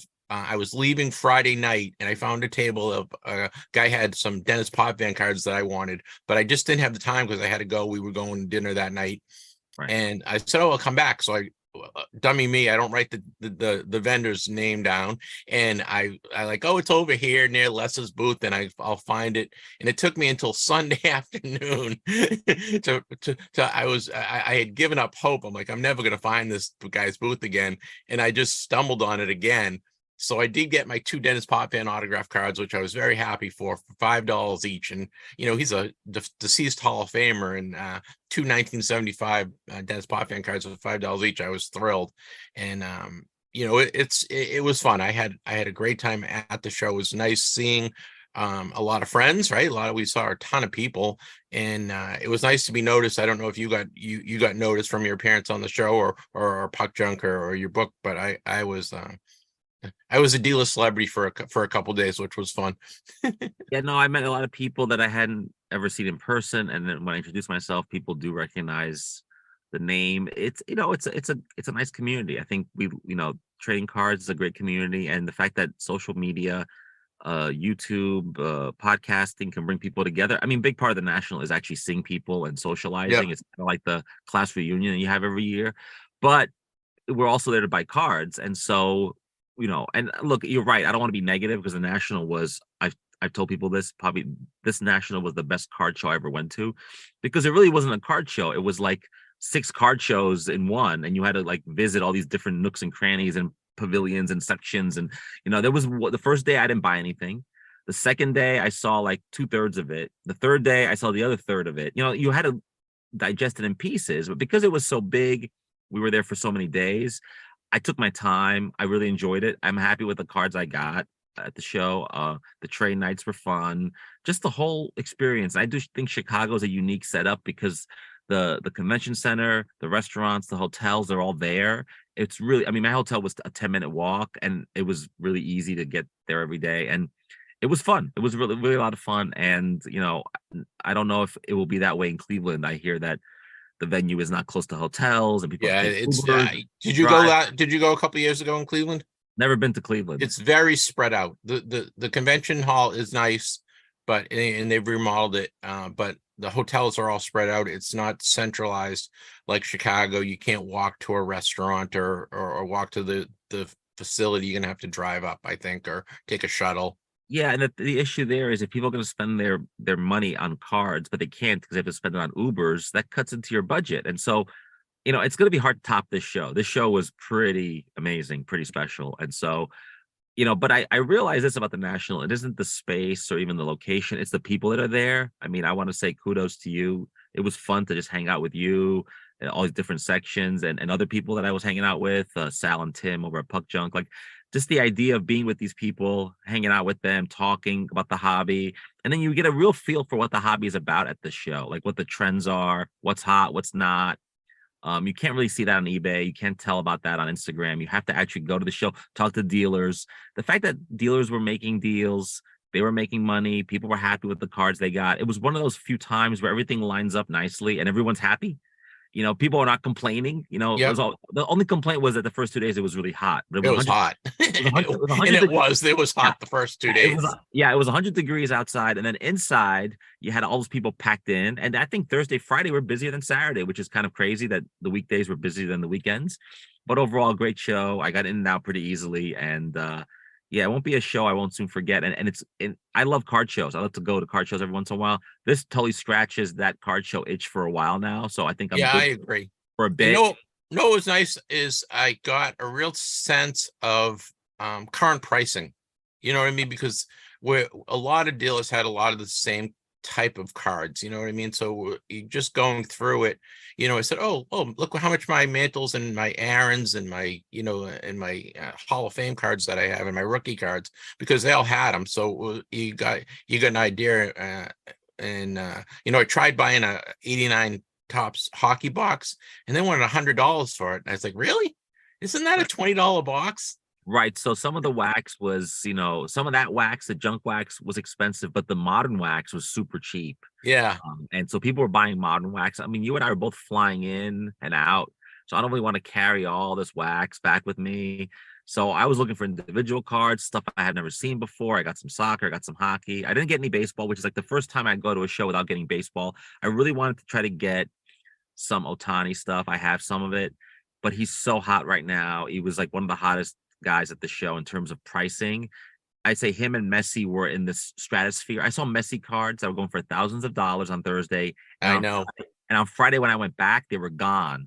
People were buying that stuff. So it's pretty crazy. And I'm not surprised Messi is hot because he's playing in America now.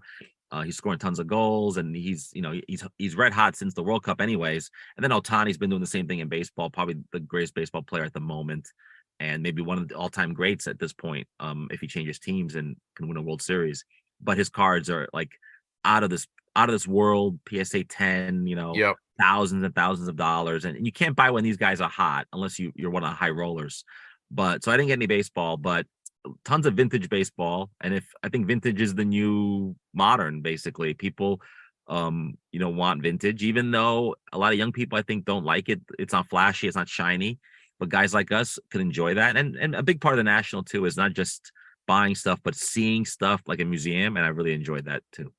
Yeah, it was a fun time, guys. You can check out Clemente's article on Puck Junk. It's puckjunk.com. He does it's the five things you liked about the National. I think Yeah. it's all about. So you can check that out. It's a really fun article. Clemente writes an article just about every month for Puck Junk, and he's all over the place. He's written a World Cup book. We're going to talk a little World Cup. Let's go off topic because you brought it up. Is Messi? Messi has been playing in the MSL.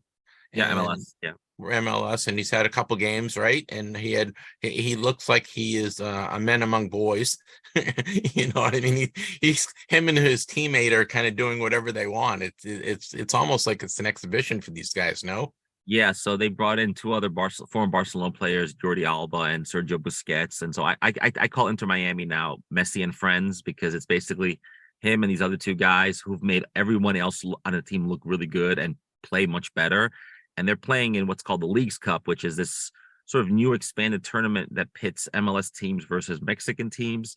It's a competition that most people probably would have ignored because MLS is on hold for a month. And I think most people would have ignored this competition, but because Messi's making his MLS debut in this competition and he's scoring tons of goals, and Inter Miami is now in the quarterfinals, they could actually win this trophy. And it would be amazing for Messi to be here 1 month, score tons of goals.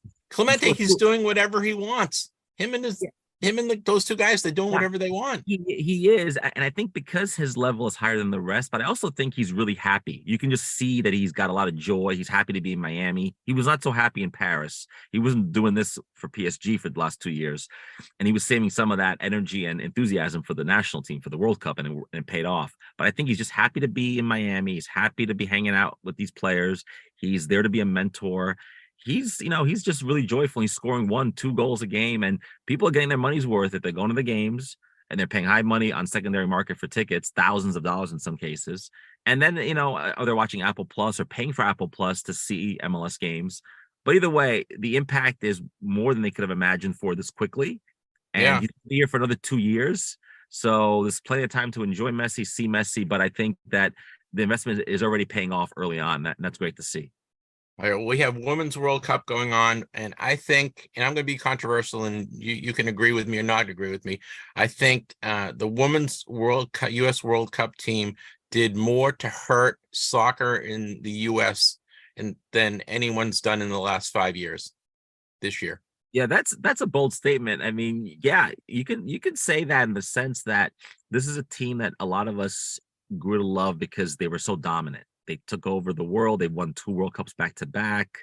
They're above and beyond the best female athletes on the planet when it comes to soccer. At the same time, you have other things happening. You have arguments over gender equality, pay equality. You have a lot of politics involved, and a lot of people got sour on these players. Then you have the international gap closing. France, Spain, England. Very quickly, Clemente. Very quickly, yeah. So the gap is closing. All these teams are getting better. The U.S. was not getting better. And so now they got defeated by Sweden. It was a disappointing penalty kick finish. It was very dramatic for those of you that saw it. But it was not a goal. The girl, I mean, it was a goal. The girl did not save it. It was over the line. Yeah, she made the save. The ball still bounced over the line. The new technology they're using indicated that. There's no question that penalty kick was a goal. Just the way it ended by a game, it's a game of inches. In this case, it was a game of millimeters. But you know what? The U.S. didn't do enough, not just in that game, but in the group stage to really exert its dominance. And I agree. Now they have to rebuild. It's going to take time. Now, of course, you have 2 other factors at play. One being the U.S. is eliminated now, and so Fox is going to hit like a ratings iceberg because no one's going to watch now. Though I would recommend watching that the teams that are left are really good. And number 2, the fact that these games were on at 3 a.m, 5 a.m, because of Australia, New Zealand, the time zone is not favorable. That doesn't help either. I mean, if the U.S. had gotten to the final, that game would have been on at 3. Will be on at 3:30 in the morning. Now, how many people would have gotten up at 3:30 in the morning to watch the U.S. play in the final? Maybe. I'm a knucklehead. I got up at 4 a.m. to watch the game. I got up at 5 because that's when it started. The round of 16. I got up for it. That's true. Even though Fox keeps telling people to get up earlier for the pregame, don't get up for the pregame. Just get up when it kicks off. Yeah, I was up at 4. Yeah, I got up at 5, and I made like a breakfast thing out of it, and it was disappointing. And because whenever the U.S. is playing at a World Cup, men, woman, doesn't matter. It's always a referendum on the popularity of the sport. And that's the real issue. And so saying that they set back the program or soccer in general, maybe. It's kind of interesting to see the women get eliminated this early for the first time ever. At the same time, you see Messi scoring all these goals on American soil. It's almost like the two things are evening themselves out. And it's interesting to see how many people I know are talking more about Messi than they are about the Yeah, US. and I know on social media there was so much negative comments on It was.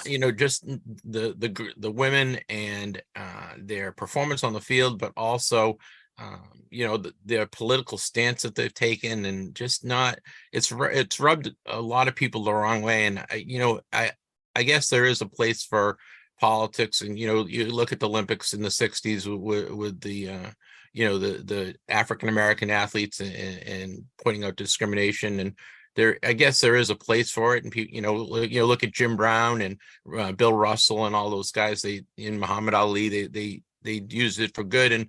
And maybe I just don't see it as much because it doesn't. It's kind of like, is this really the time to bring up this stuff when as a country we should be coming together as opposed to being divided? It's interesting. It's an interesting philosophy or thought. The other thing is too, when you get that political, you do divide the public. But what happens is when you get that involved in politics, no matter what the issue is, when you get eliminated early, people will you have to put up or shut up type of thing. People will say, oh, see, you're distracted, you weren't focused. Now the truth could be that they were politically active, at the same time the gap is closing and the other teams are getting better. I think that is probably what's happening more than anything. I don't think these women are distracted at all. I think you could be political, and you could be LeBron James, be political and score 40 points in a game, right? That happens all the time. Or Muhammad Ali, right? The greatest boxer of all time. So I think you can do both, but you're right. There is people who are not like me, who are watching all the time and following it. People who are casual observers will say, all I hear about this team is when they're doing something political or when they get eliminated. I mean, are they doing anything right? Are they winning at all? And of course they are. The good thing about getting eliminated this early too is maybe you get a new coach. Maybe some of the older players you don't call up again, and you hit the reset button. There are a lot of really young players on this team that I think are going to be the future, including Trinity Rodman, who I talk about all the time. She's Dennis Rodman's daughter.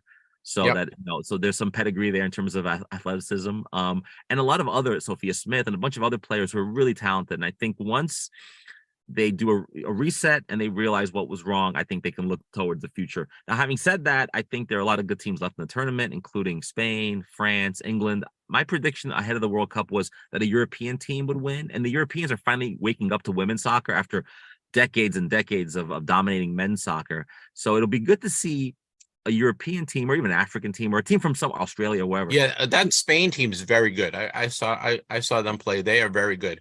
Yeah, they're very good. And the thing is, once a country that's never won the World Cup wins it, that helps soccer in that country, but it helps soccer in that continent, and really in parts of the world, because you could be an American girl and watch the Spanish women win the World Cup and be enamored with that.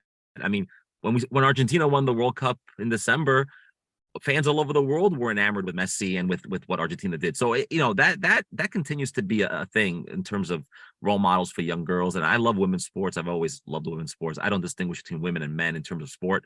I think in that sense, I think that there should be more equality. Do you think offsides has to be looked at in international soccer? It seems like I can't say, maybe I watched 4 or 5 games of the game so far, and it seems like every game there was some type of offsides that nullified a goal that, when me looking at it as a fan, I was like, that really didn't look like it was offsides. But they've got this new computer thing, so it was, they were taking these goals off the board when it looked like the girls worked just as hard and really didn't really come into play. You make a good point. Now, the offside is always been complicated in soccer. It's hard to understand, and once you do understand it, it's fine.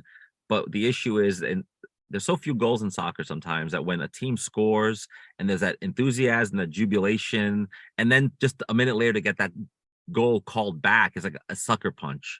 Don't you think that happened a lot though in this tournament so far? It has happened a lot, and what happens is it is offside. Oftentimes the naked eye doesn't catch it. So maybe 10 years ago or 5 years ago, that would have been a millimeter offside, and you would have gotten the goal. But because the technology is so much better and computers are so much better, that they can pull these goals back now, and that's becoming an issue. Not just because you're excited when they score a goal and then they pull it back. All that review wastes time, and then they add 10 minutes at the end of the game, Right. and all of a sudden now you're playing 10 minutes or 15 minutes at the end of the game, which is becoming increasingly controversial because players are saying, look, it's bad enough that you pull the goal off, but now you're adding 10 minutes to every game because you're reviewing 2 or 3 goals a game, and that gets more complicated, and that changes the game too. So can they look at offsides again? I think they're going to review offsides in terms of what is offside. Like if it's a millimeter, is it really offside? That kind of thing. Right, and a lot of times, Clemente, it was another girl. It wasn't the girl that scored the goal. Or it was some girl, off camera, so to speak. Right. So that's called the passive offside, which is like, I have the ball, I'm not offside, but my teammate who's like across the field, she's offside, and she wasn't even involved with the play. Now, generally, you don't call that offside, but the computer goes, well, look, this person is ahead of you, so it's offside. So the referees are hampered by not just tradition, but also, having to argue with the computer. And you can't argue with the computer. The computer says it's not a goal, it's not a goal. And so, yeah, that's the growing pains of having this new technology in soccer. And I think all sports, when they have new technology, I mean, look at the NFL. They're always constantly tinkering with the. I know if the guy caught the pass or. Right, and you watch that play over and over and over. The thing in football is the clock stops. That's okay. In soccer, it doesn't. So you have to make up that time. So this is something that we'll see in the European leagues this year as well, where how do referees balance between making the right call and also the new technology. Did we have any collectibles for the Women's World Cup? Did anyone issue any stickers or any cards for the Women's World Cup? Yeah, so the Panini World Cup Women's album did come out, and it's not as available as the men's, obviously, unfortunately. And so what happens is you have to order them in the mail, that kind of thing. And then Donruss Panini will put out a Women's World Cup soccer card set, which inexplicably comes out at the end of the month after the tournament. Now, I don't know if that's a production issue or if they're hoping to ride the popularity after the fact. I always think that having things issued ahead of time or at the same time may be beneficial. For example, the National, there was very little women's soccer. None. I didn't see any really. Right. Not that I was looking for it, but I never even stumbled upon it. Right. And this is where what bothers me is the card companies not issuing the cards at the right time, especially for women's sports. There was a Women in the Hobby table. I want to give kudos to them. They gave me some free cards for my daughter. Very nice group of women. And it's nice to see more women and children in the hobby. And I want to mention that about the National. But yeah, the whole idea that you wouldn't even bring in, for example, signers to this National that were former female women like champions, like Mia Hamm or Brandy Chastain or something like that. Like you could. Well, they had one. There was one women's basketball player, right? That was it. Right. But you didn't have, for example, Hope Solo, the former U.S. goalie, could have easily been signing at the National. She signs at other shows, for example. I think the organizers weren't thinking like a tie-in. And I think a lot of younger people would have loved to see more women's soccer in general, but even just better signers. And I don't want to go back to the whole hockey signers thing, but there's definitely a lopsided basketball, baseball, football trio of dominance over all the other sports. Right, and maybe the women's international committee or the U.S. soccer for women maybe could have been more involved. You know what I mean? This is a great opportunity to promote our sport. It's the biggest game with the World Cup, and it's the biggest. It's 100,000 potential fans that we're missing, and we didn't have a presence there, and maybe it could go down as far as that they didn't even know about it. But right, exactly. It blows my mind the disconnect between the National sometimes and the sports leagues. Like a lot of the signers are retired athletes, not even current ones. So there is definitely a disconnect between the current leagues and the hobby. And I know Fanatics is trying to bring that together somehow. But Fanatics is this like multi-tentacled beast. And so it's too complicated for them to always get it right or always remember what's happening. And so that's more complicated, but you're right. I think a lot of the sports leagues, a lot of the soccer leagues don't know that the National's a thing. And then the national organizers don't know anyone at those leagues, at MLS, or, you easily could have had Chicago Fire players who play in MLS sign at the National if they're home, for example. or whatever. So there's a lot of stuff that could have happened that didn't, and maybe going forward that becomes a thing if there's a social media upswell or something, but who knows. Yeah, and I enjoyed the corporate end of it, and I know a lot of people don't enjoy the corporate end of it, but I really enjoy going to the corporate booths, and not just the card manufacturer. Guys like Collects were there, and Gem Rate, and a lot.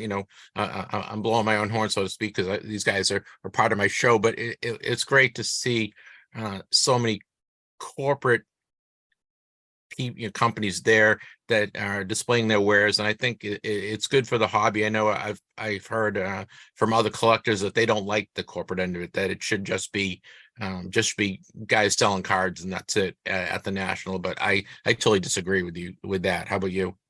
Yeah, no, I can see an argument for both sides. I do like that the corporate people are basically in a different part of the show. Yeah. They're in sort of in the middle to the side. They're not spread out all everywhere. So if you want to go to that section, you go. There's people I know who didn't go to that section at all, and that's great. If you don't want to go, don't go. But you do get an idea of what it is they're pushing, what they're selling, what they're promoting. They're part of the hobby, and they bring a lot of energy to the show, especially They the do. breaking area. I think they bring energy to the show. If it was just guys selling cards and programs and ticket stubs, I don't know if it would be the same show. Yeah, and then if you want to have a separate trade show, and they do have those, collectors wouldn't go to that. And so what ends up happening is Topps, Panini, Fanatics, Upper Deck, they won't get in front of regular people really ever. And they don't want that. It's so hard to get a hold of these people often anyway. Anyone has a redemption can tell you that. But to see them at the show and to see some of the same people over and over again and talk to people at these, especially for us in the content business, it's important. It's good. And like I said, they were giving away free stuff and doing a lot of promotions, and it was a lot of energy. And that's important. That's part of the hobby too. The hobby is multifaceted, and you have to cater to everybody. Well, I know you've been busy with National, and you haven't had a chance to do some TTMing, and you're traveling this week. So, do you have any TTMs that you want to get out when you come back? You got a kind of a log jam of TTM requests. So I sent out a ton like right before the National, and nice. And I'm hoping that once the National hour is over and my vacation ends this weekend, that then when I go back home, I'll find my mailbox to be full. So our next call could be a really good one. So that's what I did. That was my strategy to say, okay, I usually take August off in terms of TTMs. I don't TTM in August. I feel people go on vacation and you ultimately don't get a lot of returns back sometimes. So I sent a bunch of stuff basically end of July, and it was all done. So I'm hoping to come back, like I said, on a Saturday to a bunch of mail, so that I'll keep you guys posted. Have you had? Forgive me, I'm kind of throwing this in the dark to you. Do we have any idea when the new hockey's releases, the Series 1? So Series 1 should coincide, if things are normal again, with the start of the season, which is November. Great. But so if it comes out in November, we'll be on schedule. It usually coincides with the Toronto Sport Expo and the Hall of Fame weekend and the start of the season in October, November. So that should all be on track. What happens in September, generally, we get MVP, and that comes out first. Okay. That's a lower scale stuff. I love buying fat packs at Target. So MVP comes out first. For those of you looking for Connor Bedard, you're not going to find him. According to the NHLPA rules, a player has to at least played one shift or skated in a game. If he skates in October, then we'll see him in Series 2, which will come out maybe in January, February, March. And I predict those boxes will be very, very expensive because Connor Bedard minor league cards are going for hundreds or thousands of dollars. His Young Guns card out of the gate could be a $500 or $1,000 card out of the gate. And so, because you don't know how many they're going to print, right? And Young Guns are always less. Young Guns are short, anyway. Yeah, Young Guns are short printed, and then you have variations of the Young Guns. But like to as a point of reference, Lafreniere, who was highly touted, when his Young Guns card came out during the pandemic, it went to $600 day one. Now it's like a $50 card or $30 card. But you remember when Wander Franco came out last year, his cards were what, $25, $50, and then all of a sudden at the National you could find them for $1. Look, if you buy 2 boxes of a Series 2 or 1 box and you pull it, wonderful. But if you want to buy it on eBay, the first day comes out, do not do that. Wait a month, 2 months, 3 months. Look, you may have a great rookie season and the card just stays at 600 or 1,000 or whatever, and then you're stuck at having to deal with that price. But you're right. Don't go from 600 to 30 to wander $1. Right? You don't want to do that. Is he a charismatic kid? I don't have that much it seems understanding of who he is yet. Yeah, most people have seen him on YouTube, and YouTube highlights are pretty amazing. He's probably the best player, at least in terms of promise. Is he well spoken? Yes, since Connor McDavid. He is well spoken. He Upper Deck has already gobbled him up. He was all over the National on posters and on billboards. So he's and with Chicago, so it worked out. Right. Did they miss an opportunity by not having him there? Yes and no. I mean, I can't imagine if Connor Bedard would have been at the National at the Upper Deck booth, that might have caused a stampede. I don't know what that would have looked like. And if you have him signing at the TriStar, that's different. But you know what? He's not signing yet. He hasn't played a game yet. Yeah. So he's a tricky situation. In terms of like he's out there, and there's a lot of hockey fans and fans in general of sports who want to see him do well and want to get his collectibles. But he's an unknown entity. He could be like the biggest dud, in the world. So I know you don't know what these. I mean, if just going back, I remember Gord Kluzak was taken by the Bruins, and he got concussions, and Eric Lindros was supposed to be the next big thing, and he had got hurt, and it just happens, right? Yeah, let's put it this way. Connor McDavid, who I think is an amazing player, the best hockey player at the moment, and maybe top 5 all time. Most Americans couldn't. If I said who's Connor McDavid, they'd say I don't know who that is. So, right. And so because he plays in Edmonton, that doesn't help him. He hasn't won a Stanley Cup, that doesn't help him. And so he's not front and center. Now, had they brought him to the National, that might have been super exciting. It might have been awesome. But even Upper Deck knows that maybe bringing in a name like that, and they have other names under contract, they probably realize, look, if we bring him, only hockey fans will care. It doesn't expand our market. I mean, in some ways, Upper Deck is more interested in promoting their wrestling cards and people, because wrestling has mass appeal and hockey doesn't. Right. Well, it's interesting. All right, bud. Anything else you want to add before I let you go? We went a little long today, but we had so much to talk about for the National and the World Cup. So anything else you want to add before I let you go? No, just enjoy the rest of the summer to all the listeners, and I want to thank you and Paula for a beautiful, wonderful conversation and steak dinner at the National. It was one of the best nights I had there.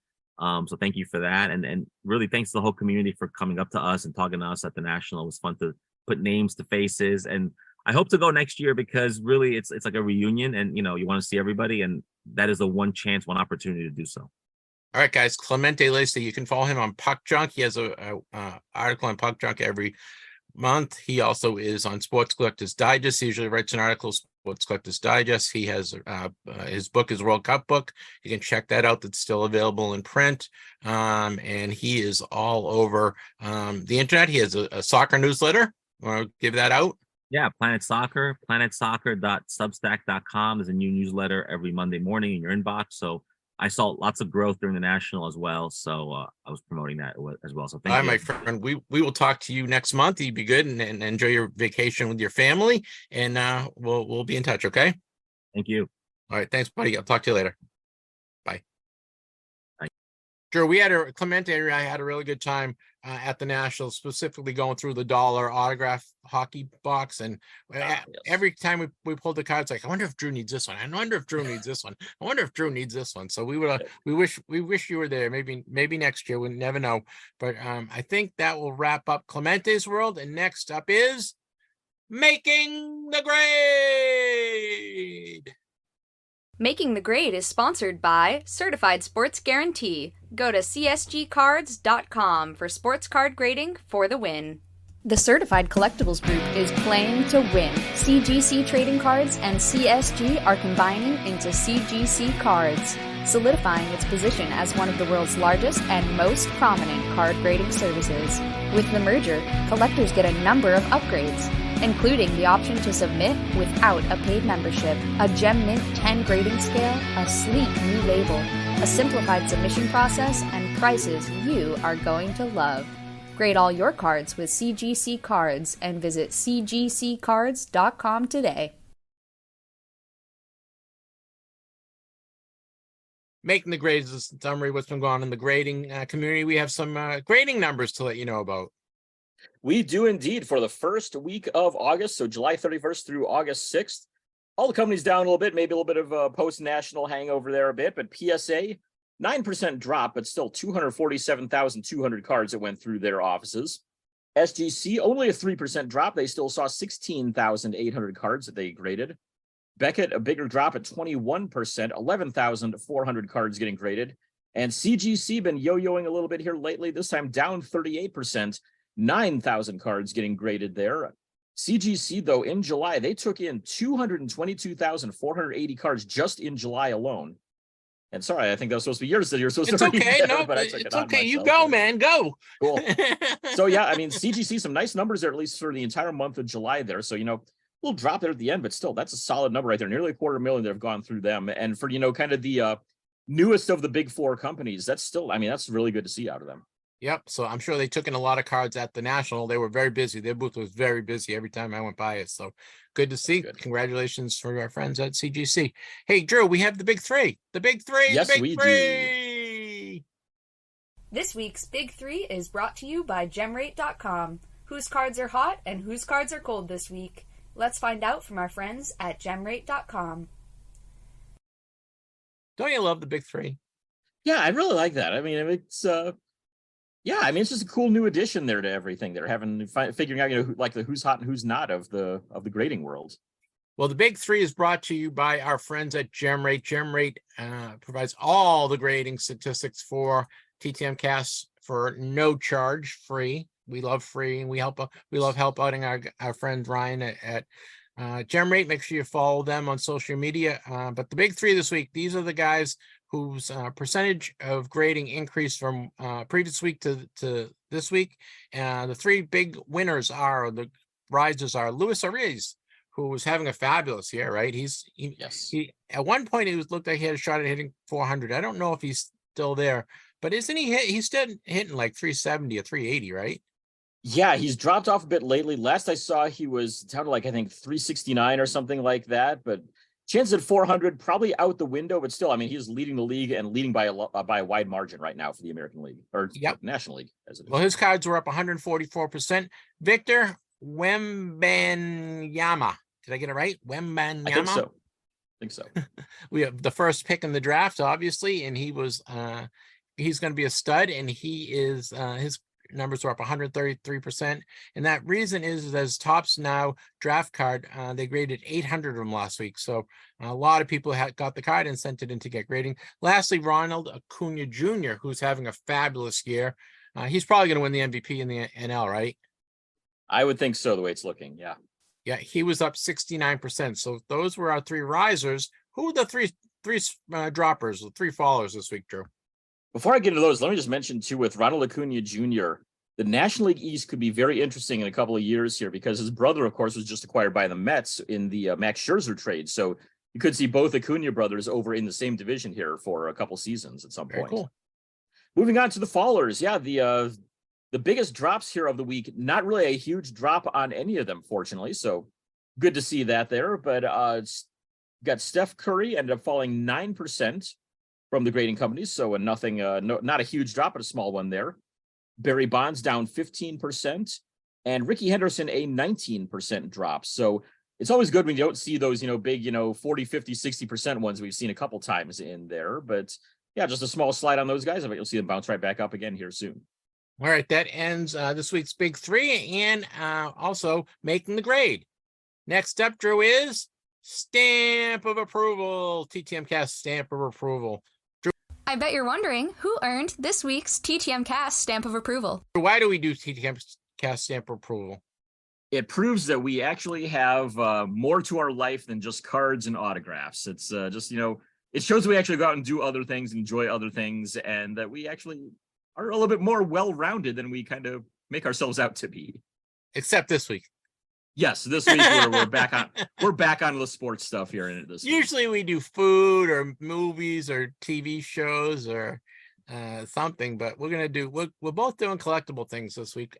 I'll do mine first, Drew, and then you can do yours, okay? Yeah. So mine is to our friend Sal Barry at PuckJunk, puckjunk.com. He's a great content creator in terms of hockey stuff. Drew, did you get this? Did you see this? Yes, the Bad Hockey Card Hall of Fame thing. Yeah, the Hockey Junk Card Hall of Fame. Did you get them? Yes, I did. Yeah, I got that. Totally surprised to see that end up in my mailbox. I saw it there. I'm like, what's Sal sending me here? Hold on a second. And yeah, I got that. All right, so guys, if you want to get these, it's called Bad Hockey Cards Hall of Fame. There's, I think there's 5 cards in the thing, or 6 cards in the set, right? And he sends it out to you. All you need to do is just go to puckjunk.com, and you can get a free set of cards for nothing. All you have to do is just send him your address. But also, he has a new weekly newsletter that he's starting. So did you sign up for that, Drew? I haven't yet, but I'm going to be signing up for it here today when I get all my other stuff done. Yeah, he has great content. So if you're into hockey, he's the guy. Sal Barry, puckjunk.com. That is my TTMcast Stamp of Approval, and he does it right. He loves the sport. He loves the cards. He loves collecting. He has a great podcast.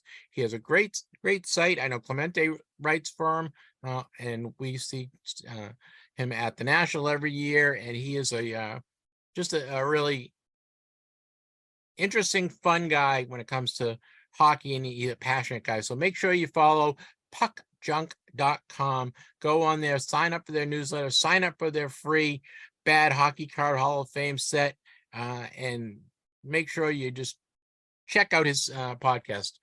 My TTMcast Stamp Approval goes to Puck Junk. Nice. What do you got? All right. So mine for the week is it's an article series from about 10 years or so ago, that fortunately is still online. It's called Sports Cards for Insane People. I may have mentioned it on here before as a stamp of approval. I don't remember now, but I was rereading some of them this week, and I'm like, all right, yeah, we got to bring this up, because if anybody out there has not read these, go back and find them and read them. They came out around 2011, 2012 or so. It's on SB Nation, which is, one of the best sports commentary sites that's out there. And it's written by John Boyes, who is absolutely hilarious. And John Boyes, you may also know, was the creator of the word and the idea of scoregami. And scoregami is when you get into an NFL game and the final score is something that has never been a final score before. So the first time that a score happens ever in history is scoregami. So, for example, they're just picking one at random, the best one I can think of. I mean, there's never been a game with like a final score of 72-0. There was a 73-0 once, but there's never been a 72-0. So if there were to be a game this year where the final score is 72-0, boom, you've got scoregami. And so there's actually a Twitter feed called Scoregami that traces every NFL game, and like every time a point is scored, anytime somebody scores, anytime you get to the end of a quarter, it tells you what the percent chances are of that game being a scoregami game, what the most likely scoregami is going to be, all that kind of stuff. And it's a weird and interesting follow on Twitter, and he's the guy who came up with that idea. But he writes a lot for SB Nation, and he did this series, most of the series, called Sports Cards for Insane People.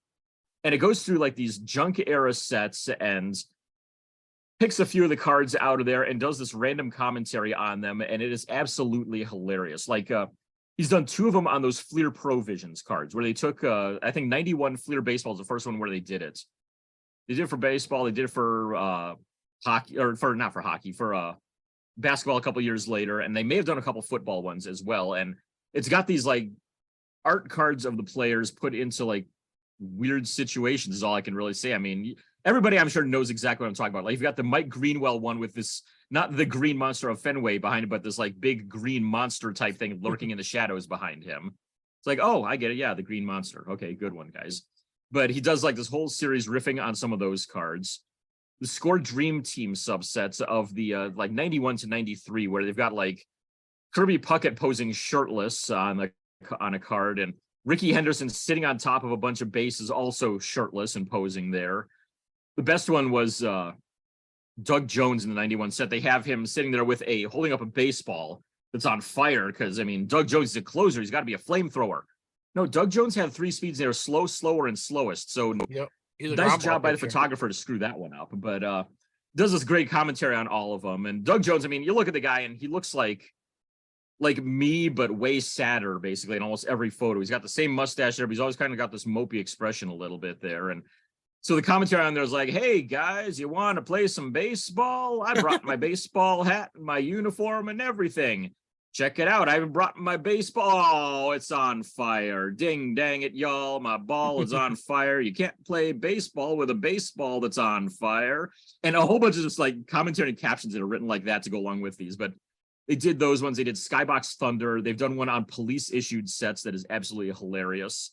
The Fleer Emotion sets that they call it the gas station cologne of cards, and that one is one of my favorite ones. I mean, especially the one with Paul O'Neill had me absolutely just rolling laughing when I read it. So definitely go and check all of those out if you can find them. Just Google sports cards for insane people, and some of the names of the sets there, like I said, is Fleer Provision, Score Dream Team, Skybox Thunder, Police Issued Sets, Fleer Emotion, Monsters of the Gridiron, Topps Big, Ultra Pro, and Metal Universe were the ones I was able to find just in a quick Google search there. But I wish they would do them all in one easy to find spot. Unfortunately, they haven't.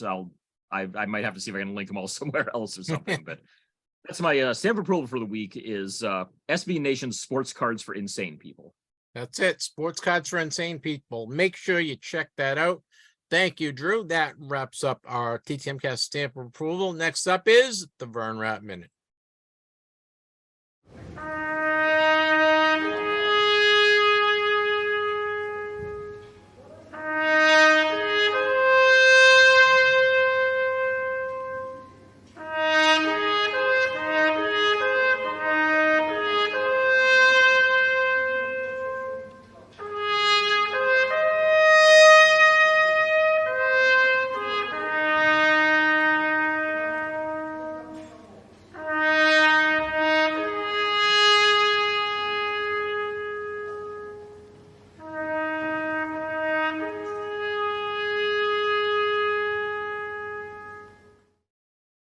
The Vern Rapp Minute is dedicated to Mr. Vern Rapp, who passed away prior to me sending out a TTM request. We do this as a service to our fellow TTMers, so you don't send out a TTM request to someone who has passed, and I've done that 3 times now. So I'm a big dummy, but we lost a lot of people this week in the world of sports and celebrities, so bear with us. First, we lost Sean Dawkins. Sean Dawkins was a first-round pick by the Colts in 1993 draft. He was the 16th pick in the draft. He played for the Colts, the New Orleans Saints, Seattle, and Jacksonville from 93 to 2021. He last TTM'd in 2019. Sean Dawkins was only 52 years old. We lost to Lee Verstreit this week. Verstreit played right wing for the Toronto Maple Leafs. Scattered across the 3 years, the 82-83, 84-85, and 87-88 seasons, a couple in between, probably down St. Catharines there in the AHL. Verstreit was not a TTMer. He was only 61 years old. We lost Harlan Carl. You may not recognize the name because Harlan played back in the 50s, but he was a halfback. He went to Wisconsin. He played in the 1953 Rose Bowl, and then he played for the Chicago Bears, and he played in the 1956 NFL Championship game. He played from 53 to 57. Harlan Carl hadn't TTM since 2001. He was 91 years old. We lost Jim Price this week. Price was a catcher for the Detroit Tigers, played for them from 1967 to 71, was a catcher on the 1968 World Series winning team. After retirement, he became a broadcaster for the team and did that from somewhere in the 90s all the way up until fairly recently here. I think he may have also worked in the front office and did some coaching with them as well at various points.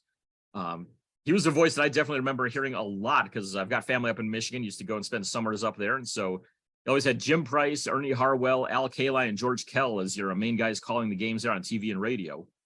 Price last TTM'd in 2021. Excellent TTMer up until that point. He was 81 years old.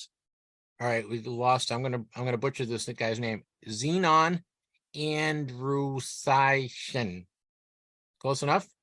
I think so. It's pretty close. Okay. He was a punter and kicker. He went to UCLA. He played pro football from 1971 to 1982. He played in Canada. He played with the Kansas City Chiefs and the Tampa Bay Buccaneers. He also played 3 years with the Tampa Bay Bandits of the USFL. He was not a TTMer. He was 76 years old. We lost Clifford Layton this week. Layton was a Negro League pitcher back in the 1940s and 50s. Played in there from 1944 to 54.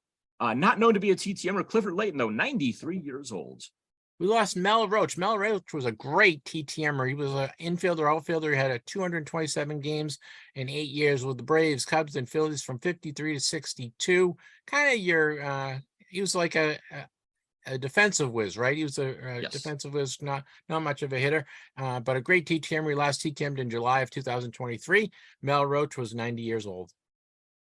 We lost Gilles Gilbert this week. He was a longtime goaltender in the NHL, played for Minnesota, Detroit, and Boston in that time. 1969 is when he made his debut, played all the way up through 1983, so 15 years there as an NHL goalie. Excellent TTMer as well. He was signing all the way up until his death, just about. Last success we saw came in August of this past year, which is, this month here, so literally about just a matter of days before his death. Gilles Gilbert, 74 years old. We lost Ken Suarez. Ken Suarez, if you collected any cards in the 60s and early 70s, you probably got a Ken Suarez card, right, Drew? Yes. He's one of those guys that was hanging around. He was a catcher, backup catcher, mostly played for Cleveland, Texas, and the Angels from 67 to 74. Played in 295 ML games with 661 at-bats. He was a great TTMer. Last TTM'd in February of 2023. Ken Suarez was 80 years old.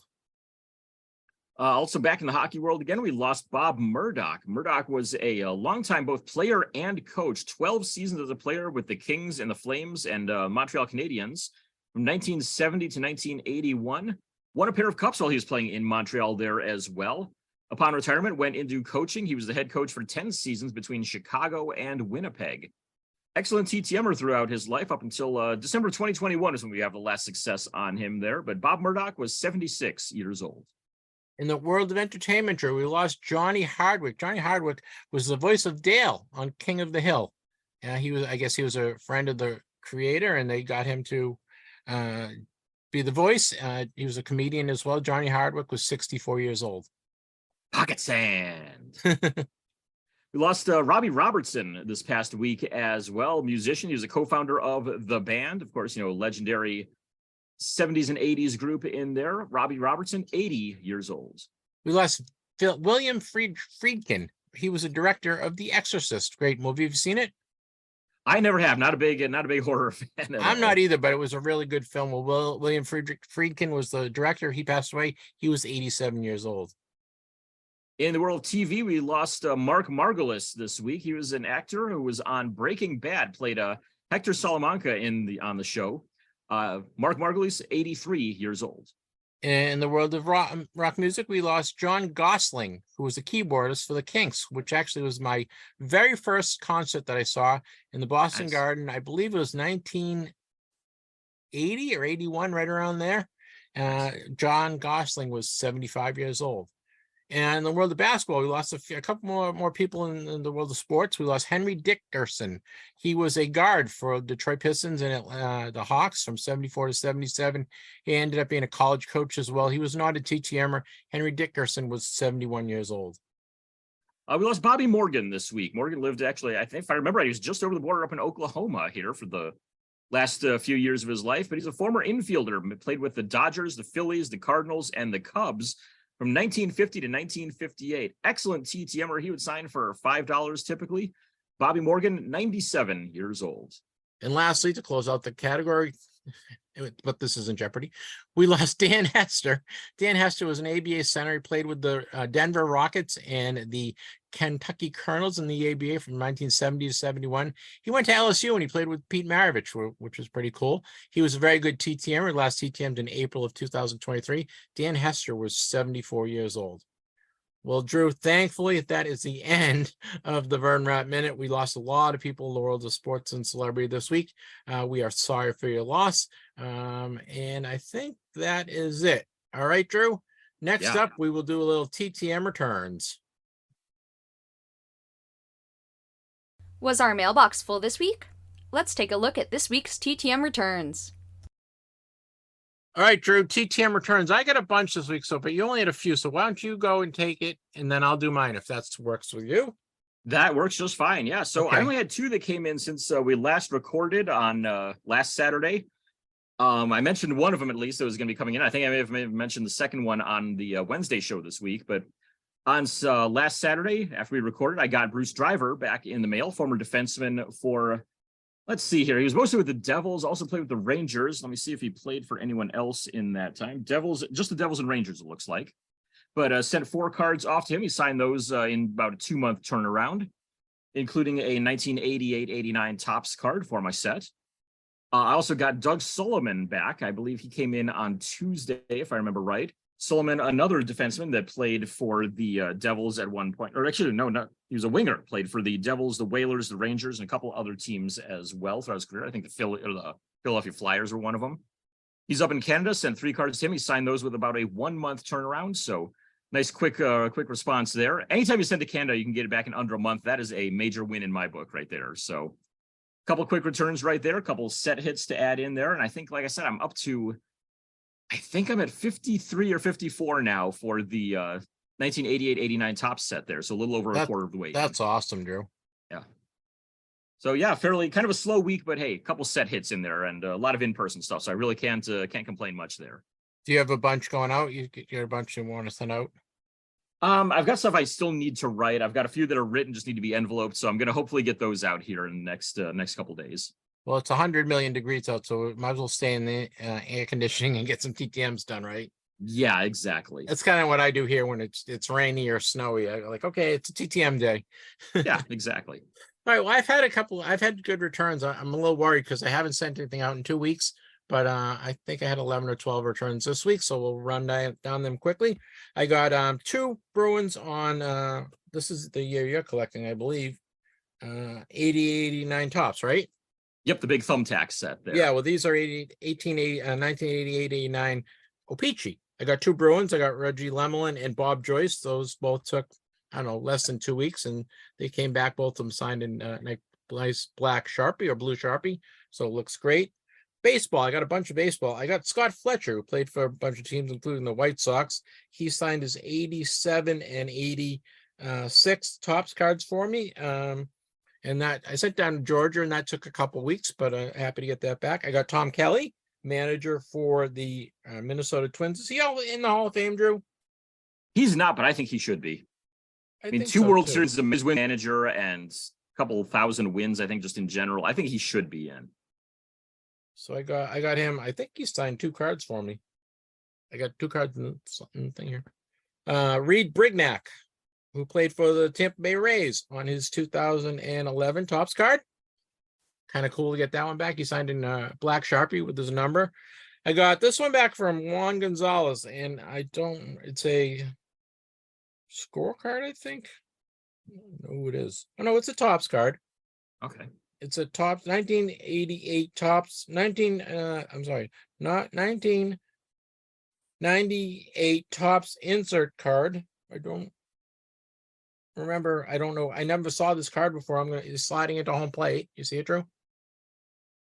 Okay, yeah, I can't see the bottom there. No, okay, it's one of Stadium Club years, I think it looks like, based on the I can't see the bottom of it there, but yeah. Yeah, I don't know. But I it's not the card I sent him, but he signed it. Oh, okay. Signed it, got it back. I got this one. This is kind of cool. It's in 1952 tops design. Adam Kennedy. Oh yeah. Signed it. And he signed it in a couple weeks in blue Sharpie. I got this one. I really love these cards. They're Upper Deck Vintage. Have you seen these, Drew? Oh yeah.